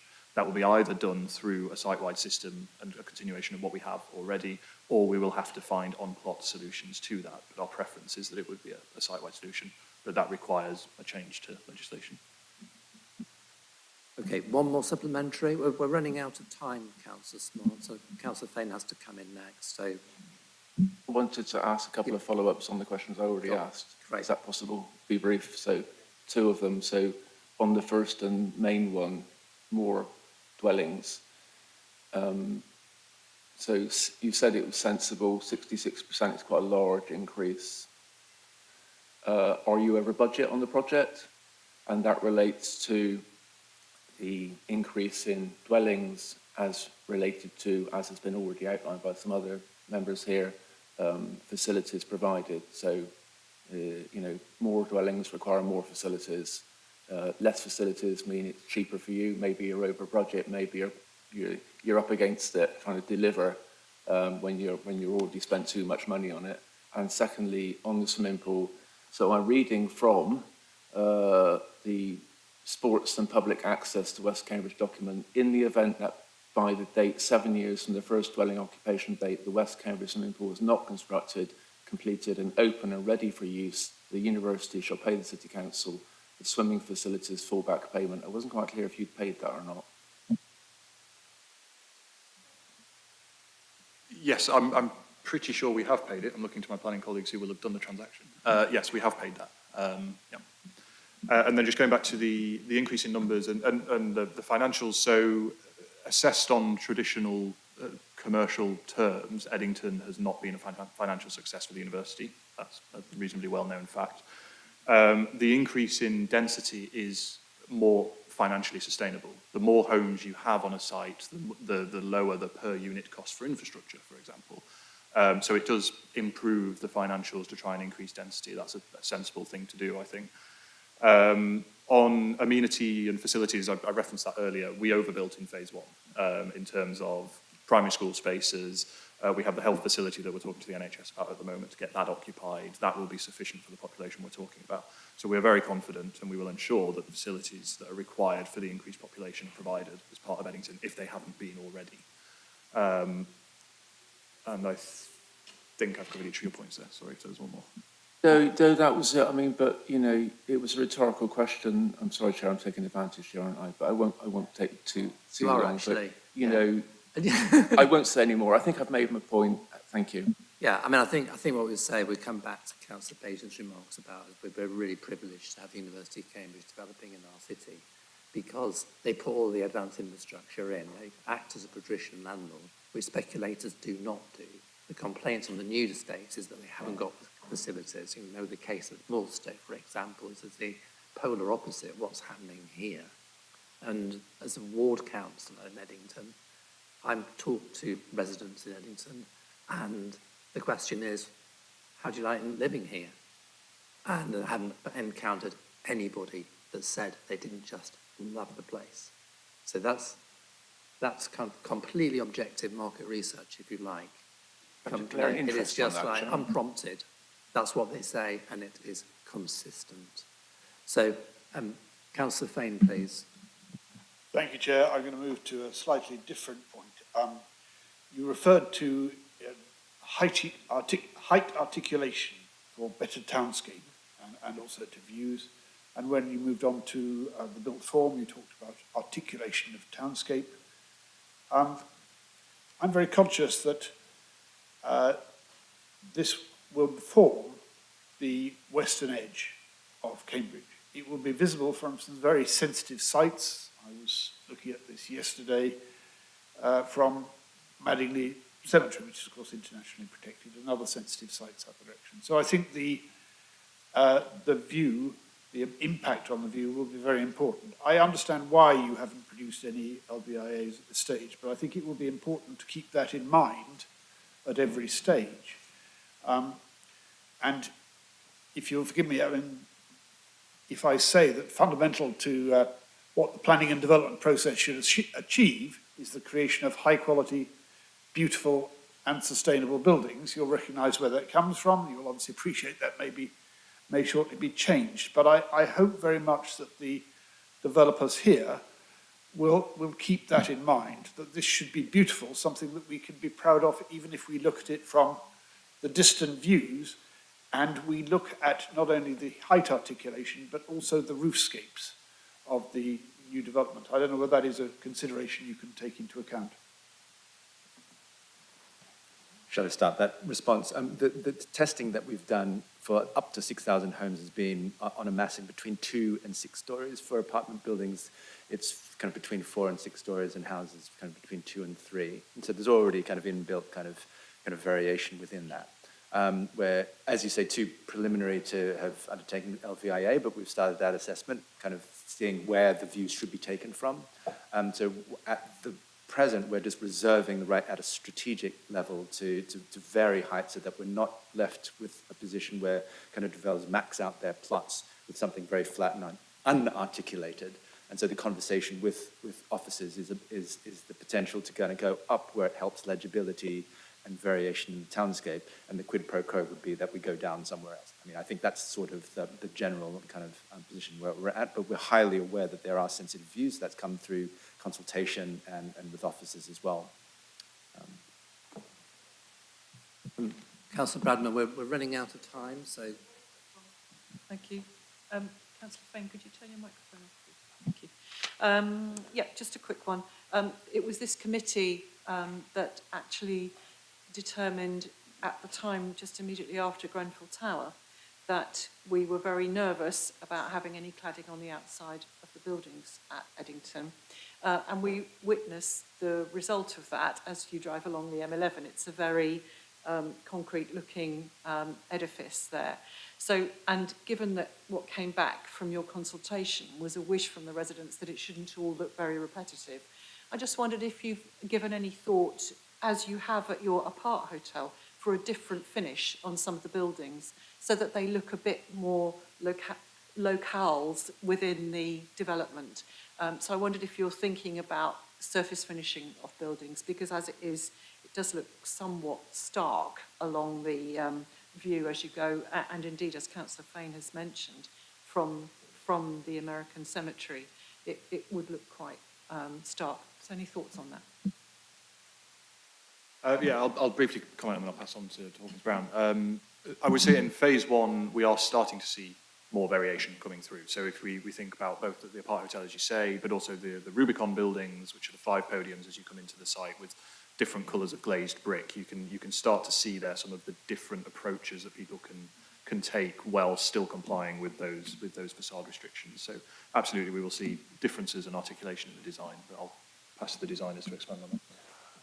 I guess in the end, it will be enshrined within the design code as guidance for how the reserved matters applications come forward. I think the balance of this, I think it's always a question of balancing variety against coherence, and we've dealt with other historic skyline situations where actually if you have the right amount of consistency, it doesn't draw attention to itself. If you have too much variety, it draws too much attention to itself. So you get the variation, but then you're also distracted. So that's a balance that we'll be working through with officers. A material approach that has some variation, yes, but we're far too early in the process to have done that in any detail.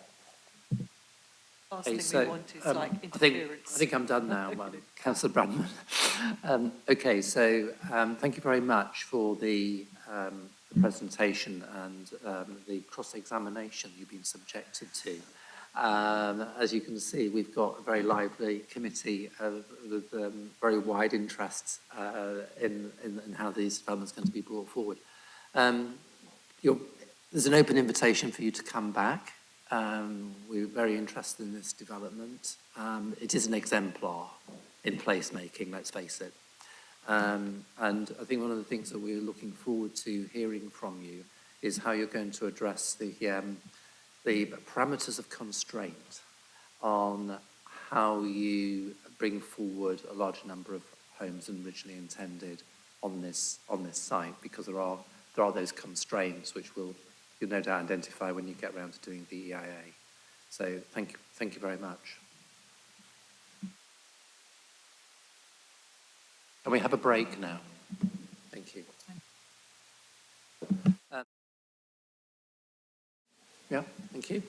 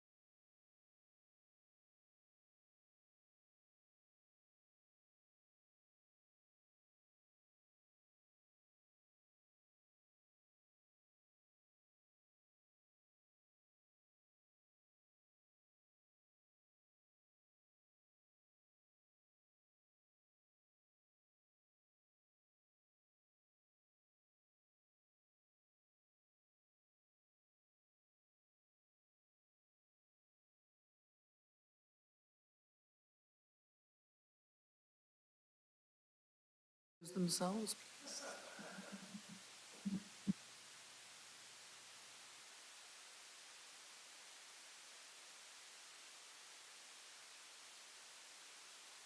Thank you. So agenda item 4, pre-application developer briefing, land north of Cherry Hinton, Cambridge. The process for this briefing will be for the developers to present for up to 20 minutes, and members of the committee will then be able to ask questions for up to 25 minutes. Please can the developers introduce themselves and their colleagues assisting with the presentation. I'll invite councillors to ask the questions once the presentation has been finished. Thank you very much. Mr. Fletcher, welcome.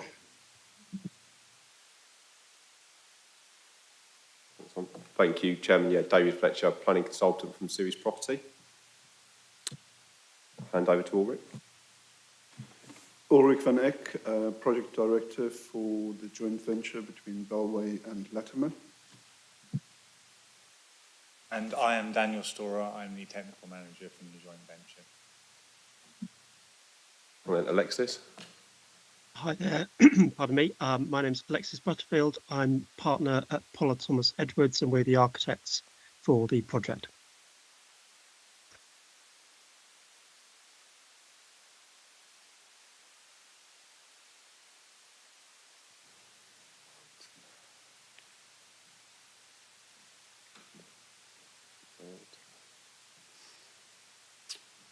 Right, thank you. I say first thing just to say to members, you might have received a pack on Monday morning. We have slimmed this down a bit because having the first pack was slightly long for the 20-minute time slot we've got. So there's more information in your pack that you got yesterday that's in this presentation. So we're going to sort of whiz through this, but obviously if you've got questions, then please do come back to us at the end.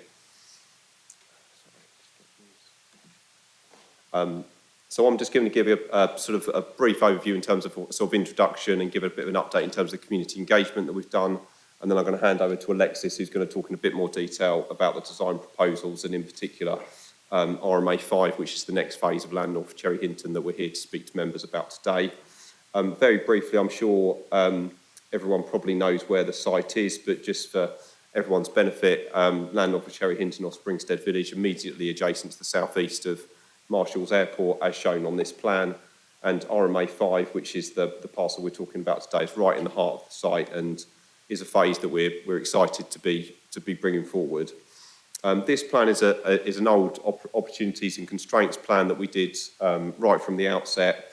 I won't go to this in any great detail, but really, I guess, sort of key thing to pick up. There's a gas main within the middle of the site, which we've already been diverted and runs under the primary road and under the cycleway, which was already approved as part of what we called our RMA 1 infrastructure application.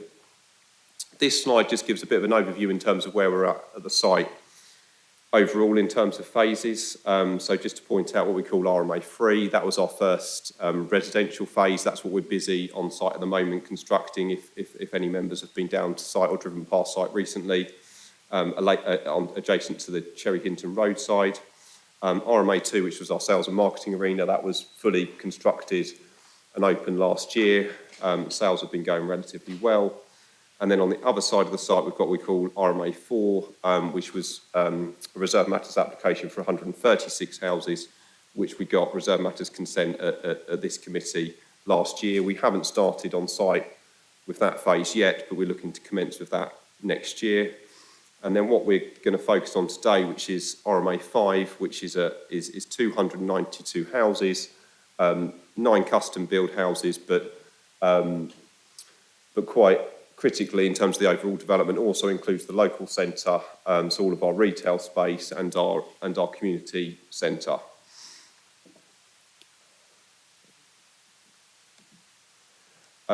Just very briefly, and Alexis will go into this in more detail, I think everything we're looking to do on this phase and in earlier phases is really underpinned by the principles set out within the design code for the site, which set out the sort of vision for this site to be an exemplar, highly livable and sustainable development. I'm not going to dwell on that now because that's sort of more Alexis's remit than mine, but really just to say in context of this phase within the design code, we're in 2 separate character areas, so the area to the south of the of the primary road is what we call the village within the design code, and the area to the north of that is called the gateway.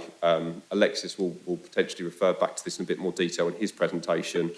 And we just wanted to provide this extract from the design code, which just set out our vision at that stage in terms of this part of the site. Members will see in particular the right in the centre of the site between the primary road and the cycleway, what is identified as the community hub and community building, with the single-storey retail building on the opposite side of that. And in the foreground, we've got our potential custom-build houses. So to move on, just to talk a bit about community engagement, and firstly, just very briefly, we wanted to update members just in terms of general community engagement. We've done, Bellway Latimer have tried to be quite active within the community. Just very quickly to say out of these events, one that was particularly successful was having a local primary school in to plant a number of trees within an area of the site adjacent to the project office. That was really successful, very enthusiastic children helping the construction team with planting the trees. And what the idea is, we're going to relocate those trees within the development and use them in later phases. And I think it's been so successful, it's something we're looking to repeat again for later phases. Also, sort of positive news story from our perspective to update members on. We've completed the project office, that's fully fitted out. We've handed it over to St Andrew's Church, who have over the last week been moving in soft furnishing, ready to open that facility and take both bookings for people to use the facility, but also operate it as a drop-in facility within the development. And then just in terms of RMA5, we've been trying to do quite a lot of community engagement in terms of RMA5 itself. Sort of conscious of time, I'm just going to focus. The main event we had was a sort of design day where we got models of the RMA5 area sort of constructed, and we invited stakeholders and local residents to come in and work with us and how their vision for how they could sort of shape RMA5, which include the community building where there was the ability to take the roof off and speak to us about how they could design the internal spaces of the community space, which was very well received. Some sort of key feedback from the day in terms of from a landscape perspective, there was felt a need to look at both metal and timber play equipment within the development, the concept of using art with play and how we can integrate that into the development. And on that front, our public artist has been very busy looking at this idea of art within hedgerows and having playful hedgerows, use of stuff such as dinky doors and integrating that potentially into the landscaping. And our artist has done and is doing a lot of engagement with local schools in terms of getting their input into the public art strategy for the site. This is a map of different educational establishments we're looking to engage with, which includes a number of schools, but also the Anglia Ruskin University. And that kicked off with a consultation event on the 6th of November at St Andrew's Church Hall Youth Group, where we got their input into how they think the outside spaces and public open space within the site should and could be used, with a follow-up event planned for next week. And I'll hand over to Alexis Butterfield to take things forward. Thanks, David. Next slide. So, just sort of zooming into our application, we're planning for 292 new homes, and they're going to be essentially focused around, it's two small residential neighbourhoods each focused around a neighbourhood green space, and we've got some detail on that to follow. We've also, as David was saying, we've got the new primary square, the market square, and the new community buildings and retail, and that forms a focus between those two new neighbourhoods, and you can see it here in the red colour. The other thing to point out as well is this application also includes the first stage of new allotments for the development to the south of this phase, and that's all being designed. And we've got a little bit of detail on that as well in this presentation. And then there's other green spaces which are also being developed, kind of green infrastructure spaces which are also being developed to the edges of the neighbourhoods. And again, we've got some detail on that, and particularly around how we're integrating play into those spaces, particularly following the consultation day. So if we go to the next slide. In terms of the design itself, we're very much following the design code principles that have been established. That's particularly around creating a highly walkable set of streets and well overlooked streets and spaces. The idea is to have small urban blocks, which perimeter blocks, which provide lots of different walking routes through to the various different neighbours, to green spaces, and also to the local centre and the market square. And the other thing that does is it enables us to make sure that everyone is within usually about a minute's walk of a green space because of that very kind of walkable structure. If we go to the next slide. So starting with landscape proposals, we're working very closely with the landscape architects, Liz Lake. Again, we're starting with the principles that are laid down in the design code. And essentially that sort of focuses on an urban greening strategy, which incorporates both the need for a water responsive landscape, but also a playable landscape that has nature conservation kind of set around it. And so it's trying to sort of create that sort of really sort of coordinated strategic approach. And so we're starting here with the blue-green infrastructure, and particularly thinking about blue infrastructure and how we have the different types of suds landscape, both rain gardens and suds basins, and how they're developed. And I've got a little bit more detail on that, I think, on the next slide. So here we can just see some examples of the approach that we're taking. What we're looking for is a sort of very naturalistic planting, which can contribute to the biodiversity of the site. All of the suds landscapes are also being designed so that they're fully accessible, meaning that we don't need to have kind of fencing guarding those, and that was a key principle of the design code when it was developed. All of these landscapes are being designed to be adoptable by the city in future, so that we're sort of building in that management approach from the outset. Go to the next slide. And then sort of how does that sort of translate, I suppose, into the detail that we're looking at? This drawing here shows the neighbourhood park in the northern neighbourhood of the design, and here you can see how the design brings together a mixture of a lot of greening, and so we've really sort of focused on how much green we can get into that space. It's well overlooked by the surrounding buildings. You'll notice there's a lot of tree planting. We'll a little bit more detail on that later on, but essentially there's a key role in these spaces of providing a setting for different sizes and types of tree planting.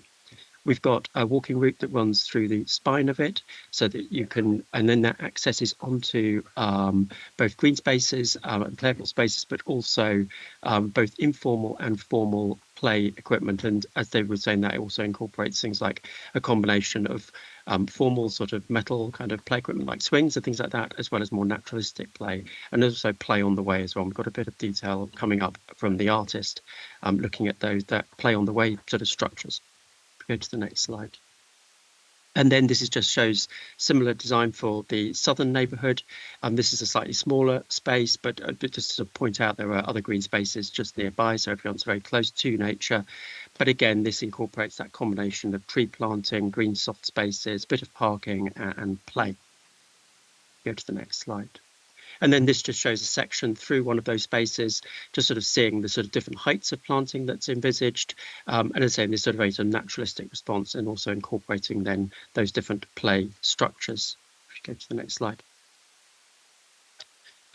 This slide here shows the new landscape, which is going to form the sort of the western boundary of this phase, and then leads onto the future school. And here this landscape incorporates, again, a kind of really kind of coordinated approach, I suppose. In particular, we've got the main feature runs through the middle is the existing award drain, which is an existing field drainage feature which we're incorporating.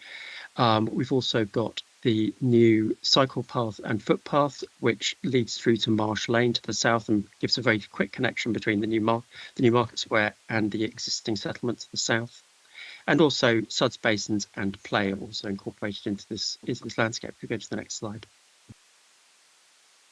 And then this just shows a section through that landscape, showing how all these various different things are incorporated in terms of their levels and their planting approach. Go to the next slide.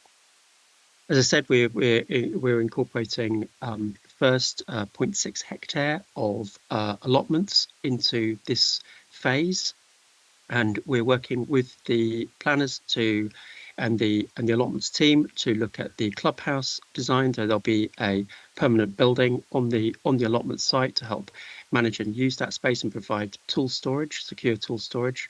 The allotment layout that you can see here is indicative and will be decided post planning by the allotments team themselves. But the strategic framework is being developed at this stage with the team. If you go to the next slide. At the heart of the scheme is our new market square.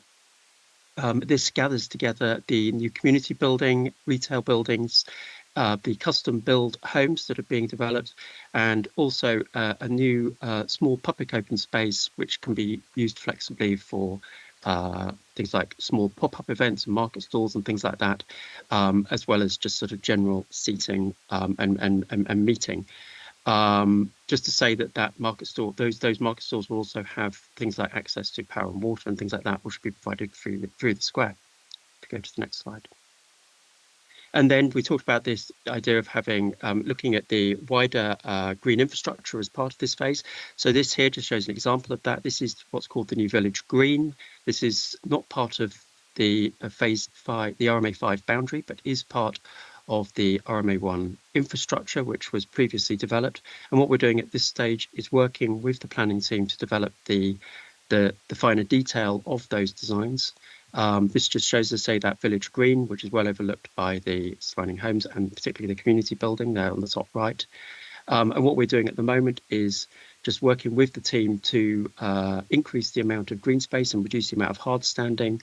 And then we're also looking, if you go to the next slide, at the detail of the play equipment, particularly picking up some of those consultation responses about having a range of different play, both natural and more formal play. So here we've got combinations of swings and climbing frames and slides, as well as more naturalistic and imaginative play. And we want to kind of create that combination.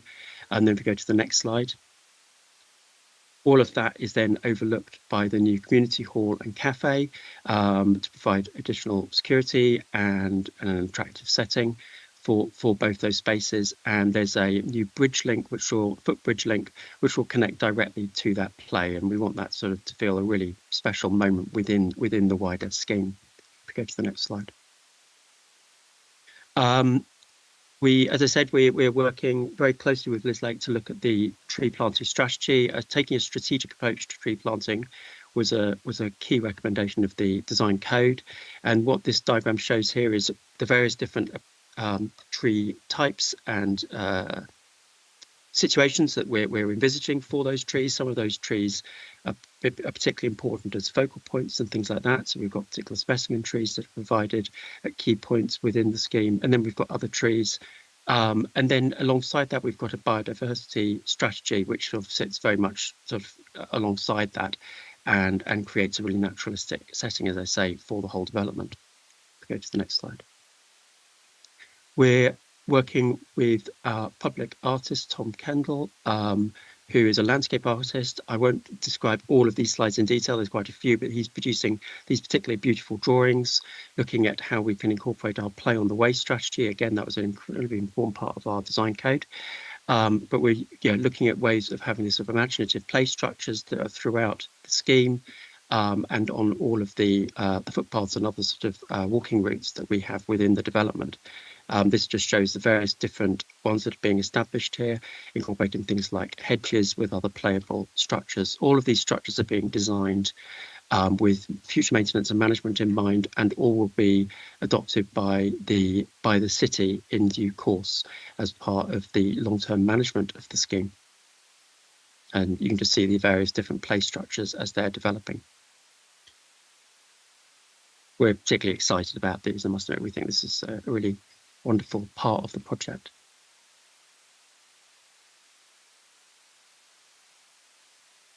So just quickly to layout and built form, first thing to say is that obviously we're working from a basis that we've already developed the and built the first phases of homes. We've got 43 homes finished and occupied, and we're able to take the lessons learned from that, many of them very positive, through to these future phases. So we'll be building on that strategically in terms of the architecture, the material palettes, and other features. Go to the next slide. And then this just shows some of those photographs of those completed phases that have been developed, and in particular, the use of terraced houses and the proximity to nature and play. Go to the next slide. We're also following the design code's requirements for sustainability. Apologies for all the text on this slide, but the key figures really here are we're targeting over 62%. I think we should get well over that in terms of our CO2 emissions beyond Part L requirements. We're also looking at on or around 100 litres, just over 100 litres per person per day of water use. So keeping our water use low. Also, our new public buildings and retail buildings will all be BREEAM excellent, and we're tracking the progress of that to make sure that that's delivered. Go to the next slide. We've got a whole range of typologies. As I say, these are based on typologies that have already been delivered as part of phase 1. But essentially what we're doing is we've got mainly flats and terraced houses around the new local centre to create some sort of density there.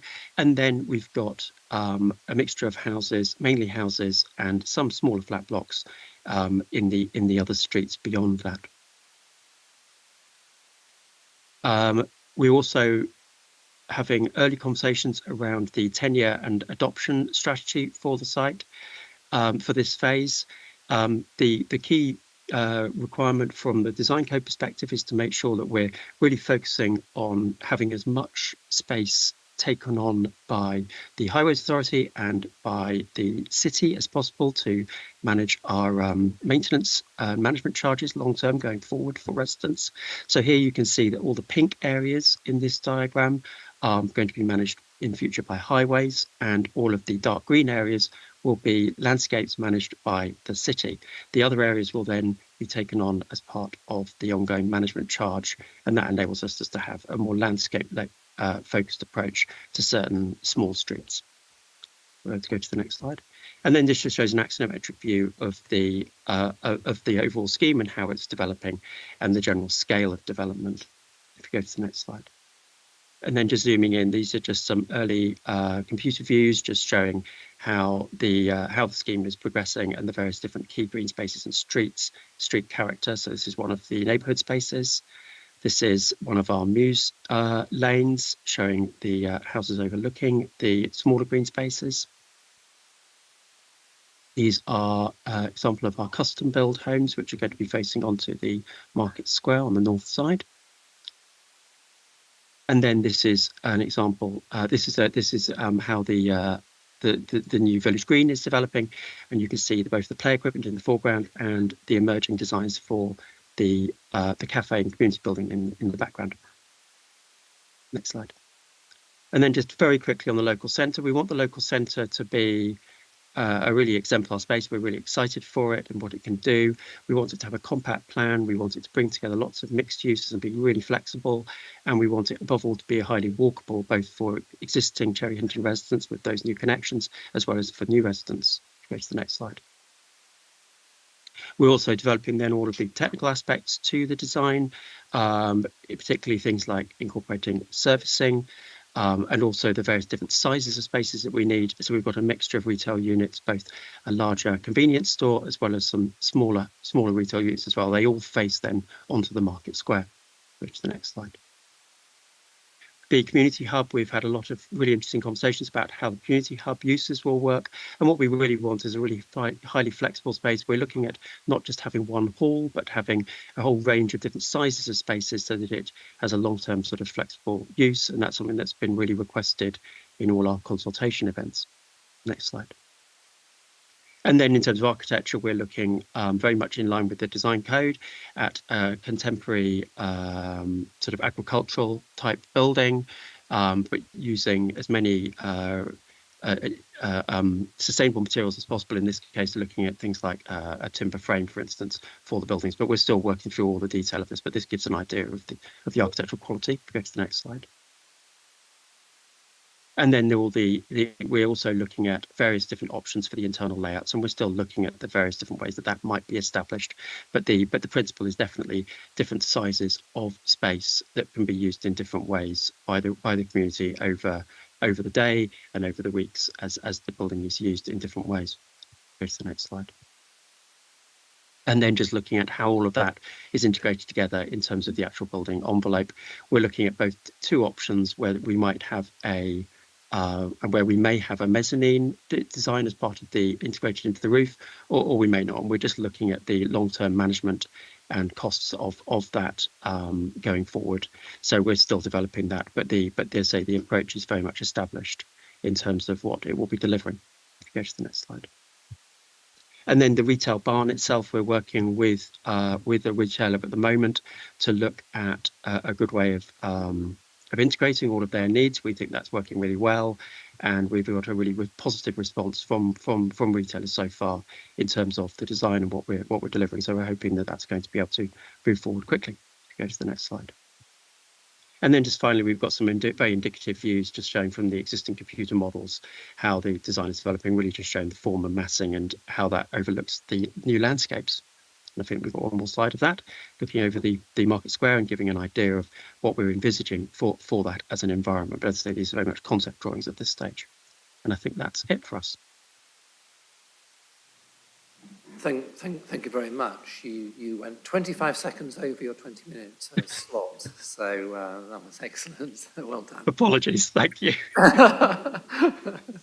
Okay, so we've now got 25 minutes for member questions. I'll take you in turn. Everybody will just get one go. So, Councillor Pora, please. Thank you, Chair. Thank you for the very timely presentation, 20 minutes exactly.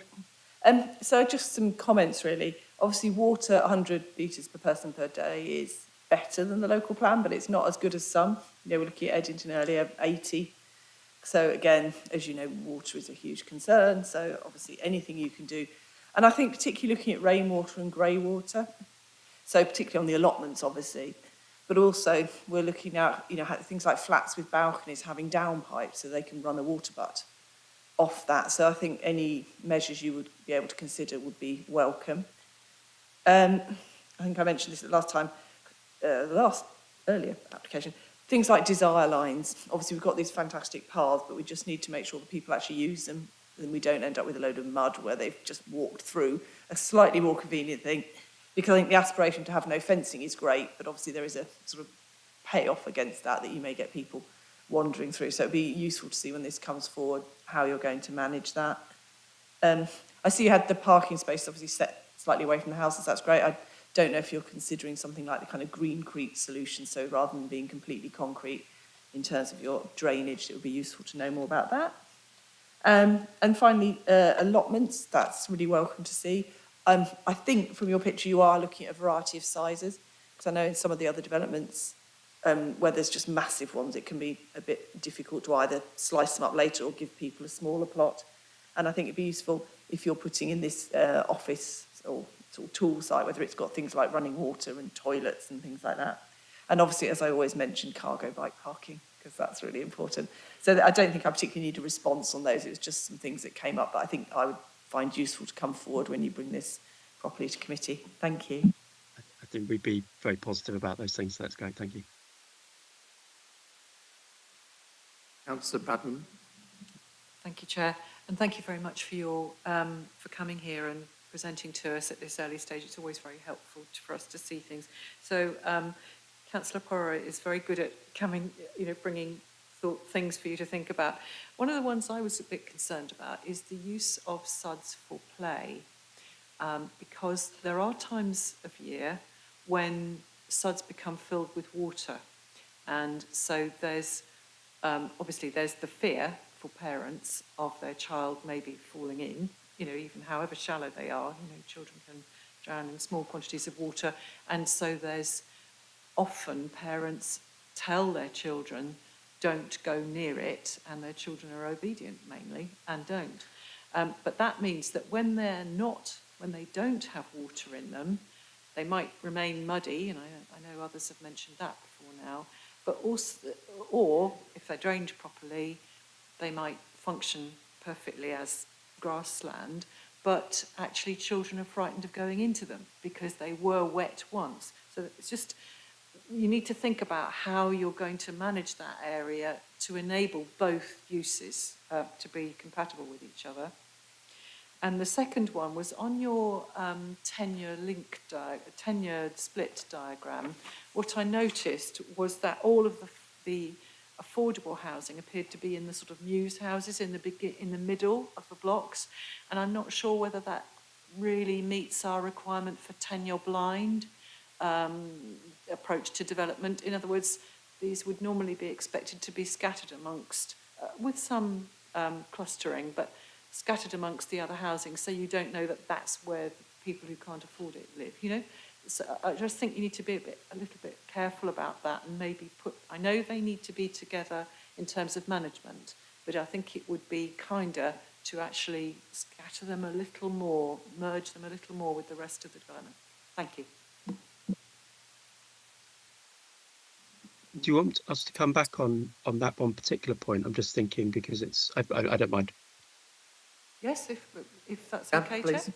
No, just to say that, yeah, I mean, I would totally appreciate your point on that one. I think in terms of how we're developing the detail of that is we're doing things like making sure that, for example, where we've got our neighbourhood parks, that we have a combination of both private and affordable homes, essentially equivalent homes facing each other into those spaces. And that works, certainly on phase one, that's worked really well in terms of you wouldn't know which was which, and so you don't get that them and us. And also we know that those, particularly those family homes, will have probably more of a requirement to have that play close by, you know, because of the occupation. So we feel broadly confident about how that's working. The reason why we don't always have them on the very edges of the development, where you were saying about that design, is primarily just to do with urban design. We just have this problem with the fact that the affordable homes tend to be slightly smaller, and that doesn't work quite so well with the urban design aspects. But we take your point. Thank you. Councillor Stobart, please. Chair, thank you. So a few comments about community development and a question about faith space.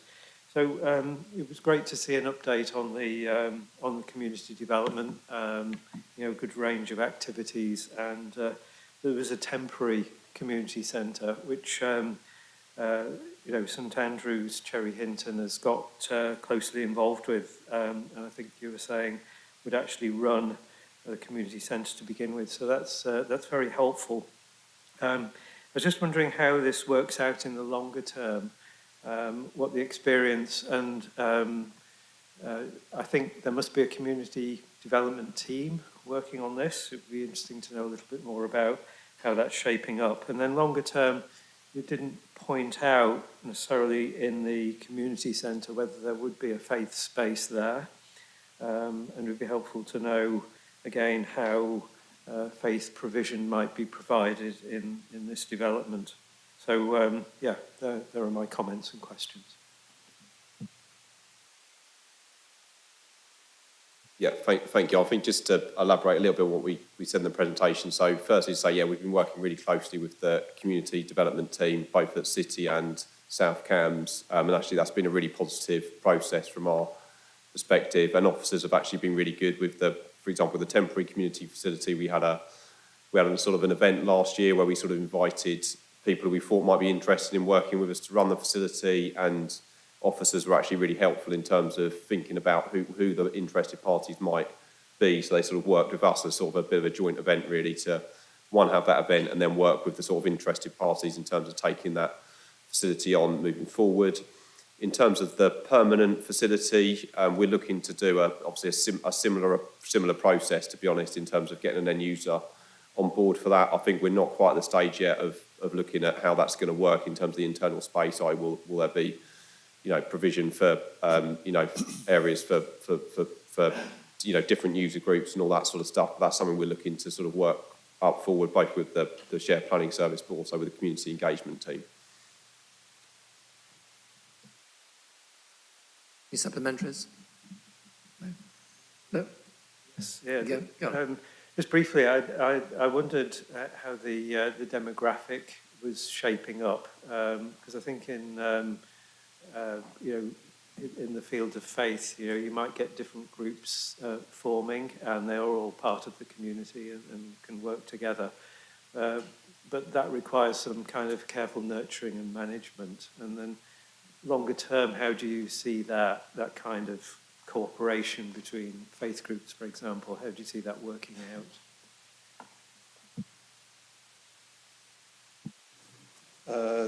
The truth is, Councillor, that it is quite a complex question, and you're right, the demographic is really developing, possibly in a way that maybe we're not entirely used to.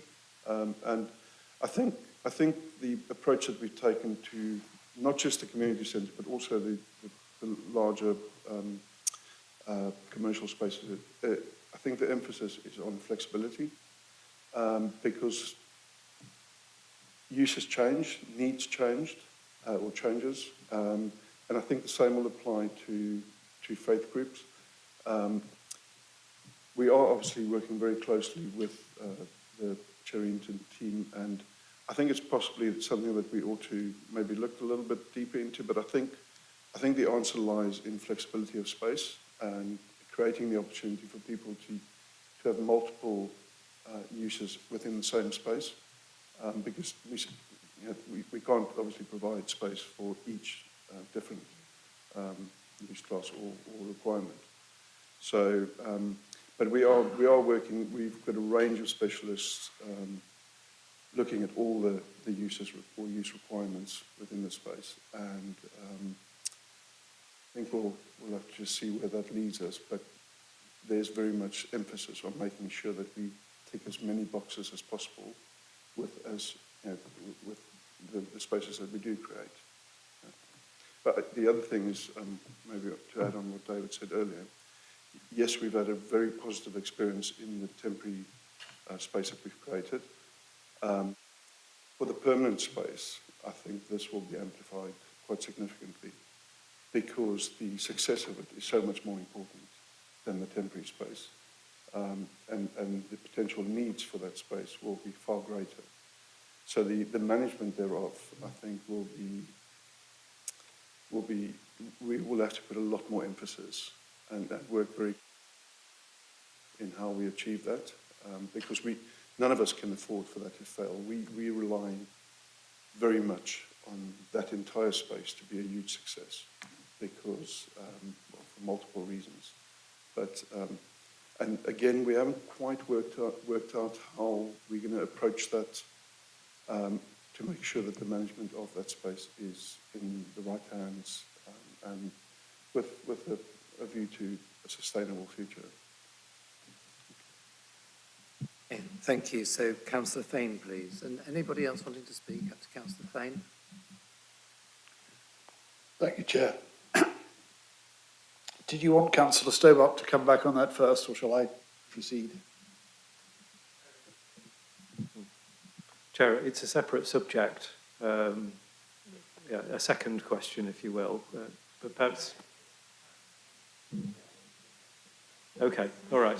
So on a completely different topic, in the retail space, we have heard of local businesses not receiving a terribly warm welcome, when attempting to set up a new retail space. So I'm thinking of kind of those artisan things, coffee shop, bakery and so on, which can work locally, but it might be like one outlet or one of two. So I wondered what the view would be of local businesses offering to set up in the retail area that you've mentioned. We really do not care whether people are local or a national business. What we want is what is right for the development and the community. There would absolutely not be any preference for national brands, if you want to call them that. If a local business is a sustainable business that is good for the community, we will absolutely pursue it. we haven't gotten to a stage, even though whilst we've worked with one food stall in particular for the main space, because we've been approached by, in fact, we've been approached by many to look at that particular space. But for the smaller spaces, we're very much open, although we haven't gone to market, but we will be open to anyone approaching us. And if it's a sustainable business, because that is our biggest fear. We do not want retail / commercial spaces that are ordered or don't work, and you have multiple efforts in trying to find that right business. But we would be very supportive of anyone, provided it is a sustainable business model that will serve the purposes of the community that we're creating.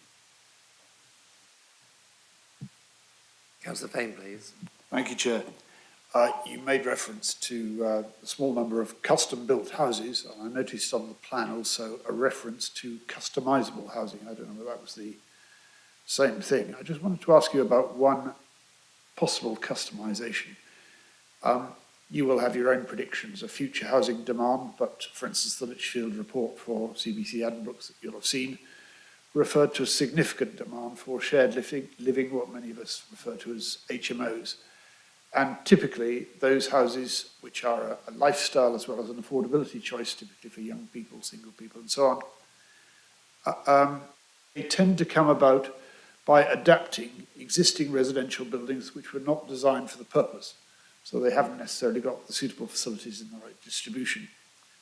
And I just wonder whether you have considered what you might call HMOs by design, providing a certain number of houses which are designed for young people, or indeed single people possibly, to share, rather than those arising in houses that may not be designed for the purpose.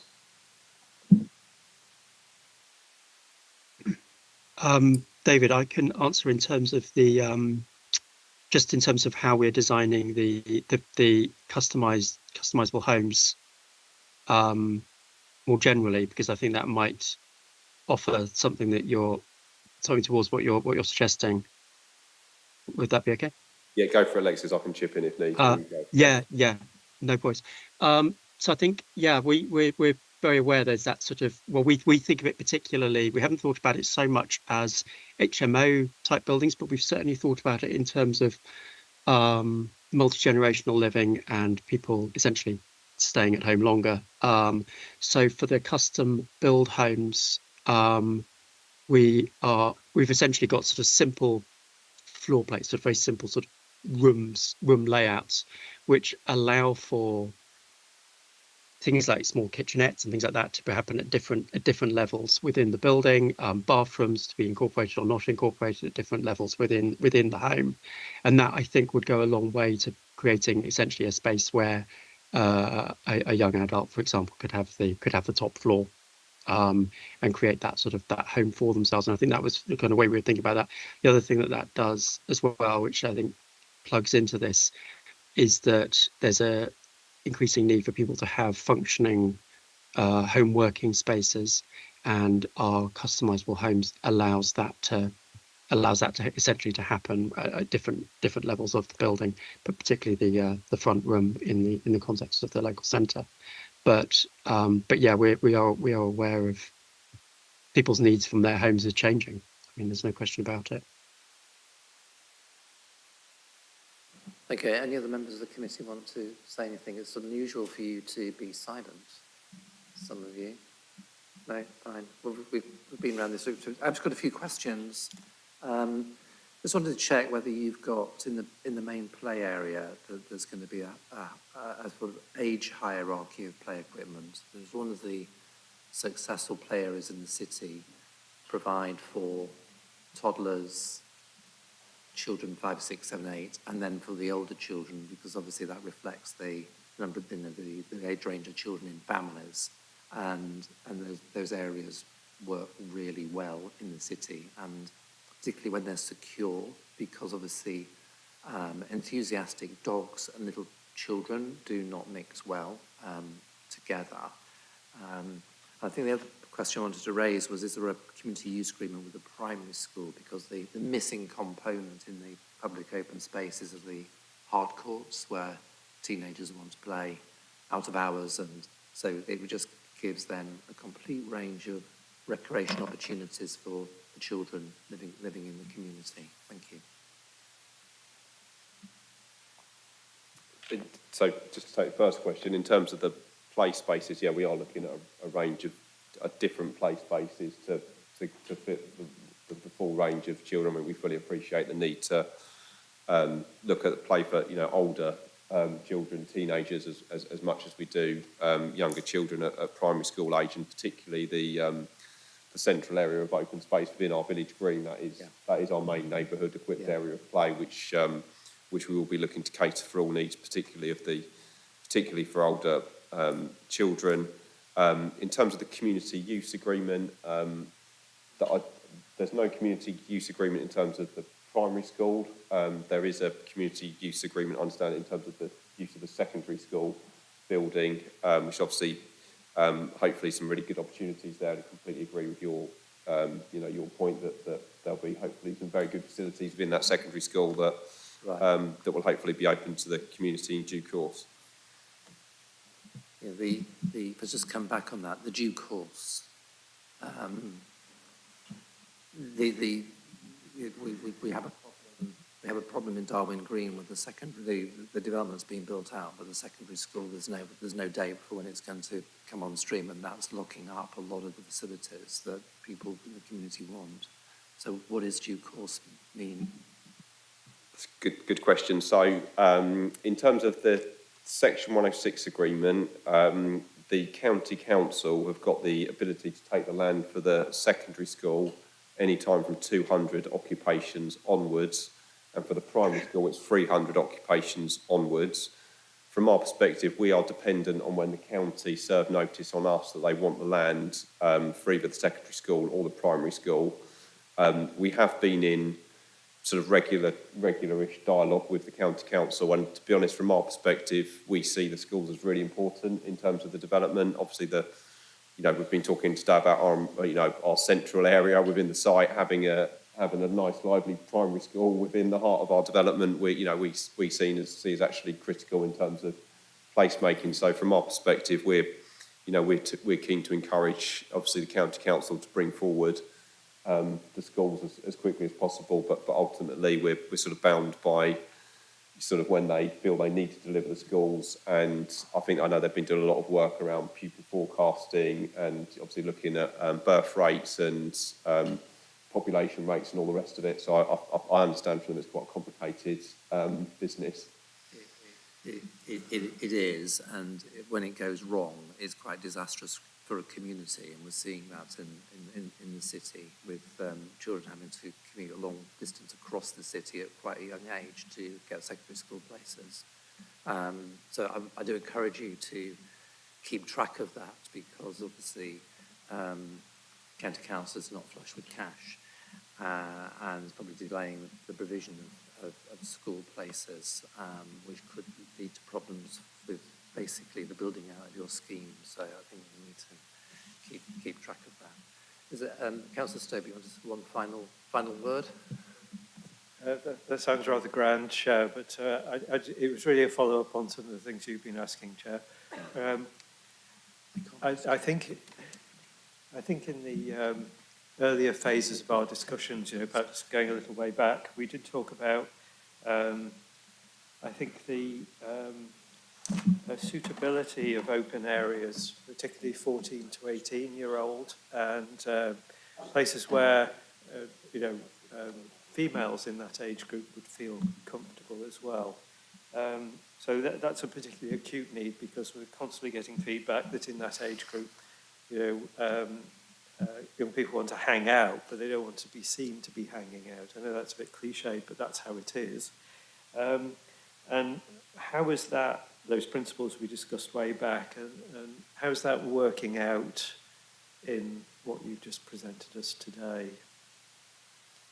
No, I think that's a good question. I think you're absolutely right. We've already talked about this, and there's sort of the national concept about making space for girls. I think it's called. So, and we've always had the vision, obviously, making sure that these spaces are completely inclusive. To exactly pick up on what you've said, and to be honest, where we're at, we've actually this first diagram actually right at the beginning of our presentation. I'm not sharing it now.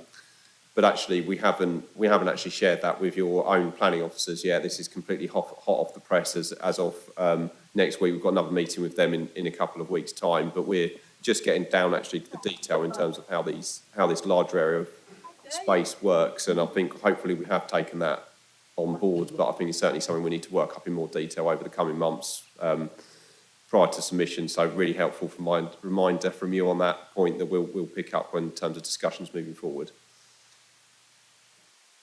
Okay, so Councillor Khan wants to go, and then I'm going to ask Councillor Ashton. It's probably quite big, but it's really the... Hang on. Sorry. Yeah. Councillor Constance speak next. I'm going to ask Councillor Ashton, as a ward member, who's just going to make a comment. Okay, so, and then that's the end. Thank you. Very simply, the boundary between the county, the city and the South Cambs crosses the site.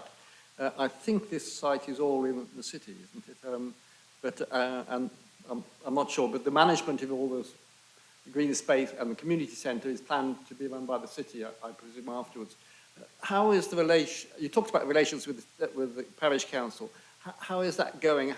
Do they see their role in dealing with a part of the future development that's going to be in the parish, the South Cambs area? I just wondered how the management's going to be. Is it all going to be managed by the city, all the open spaces? And how do you see that relationship work?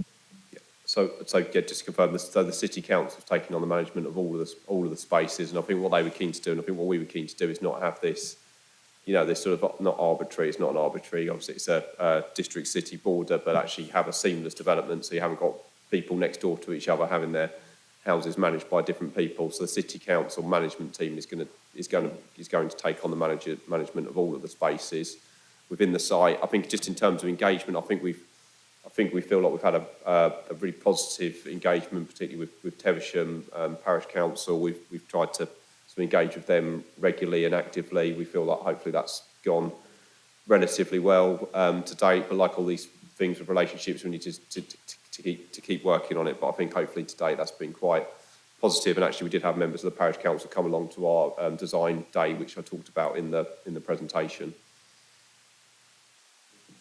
So you're going to get the last word, Councillor Ashton.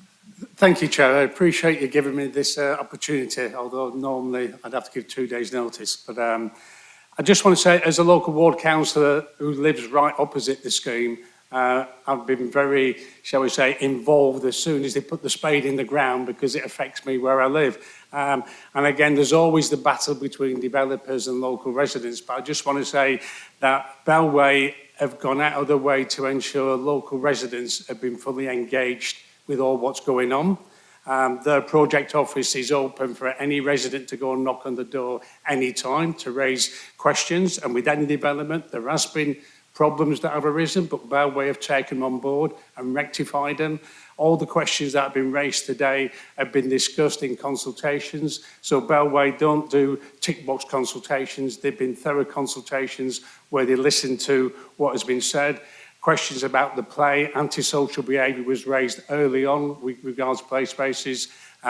If we look at North Store, the community centre was thought about 10 years after it was built. Bellway have thought about a community centre from day one and are using 2 of their homes already as temporary ones. It's an evolving community space. They're listening to what people say, and we as local councillors have stressed that it's the residents of that estate who need to shape it as well. It's all well and good as outsiders telling them what they want, but the people who live there need to shape it as well. So it is evolving. I just want to say, yeah, in the past we do get frayed comments between developers and residents and councillors, but at this moment in time, Bellway are going out of the way to ensure what we do. And again, on the trees, for people who read the tree strategy for Cambridge City Council, Cherry Hinton is the least tree populated ward in the city. And Bellway are going to go some way now to ensure we don't retain that bottom space. So I just want to say thank you for all the questions. Like I said, they are being addressed as we go along, and I'm sure there's going to be more challenges for the Bellway team over the next few years. Thank you very much. I think that's a very positive note to end on, and that actually very much reflects the experience that the planning service have had with the Bellway team, and we thank you for the approach that you take. We very much appreciate it. Thank you. And we look forward to your planning application.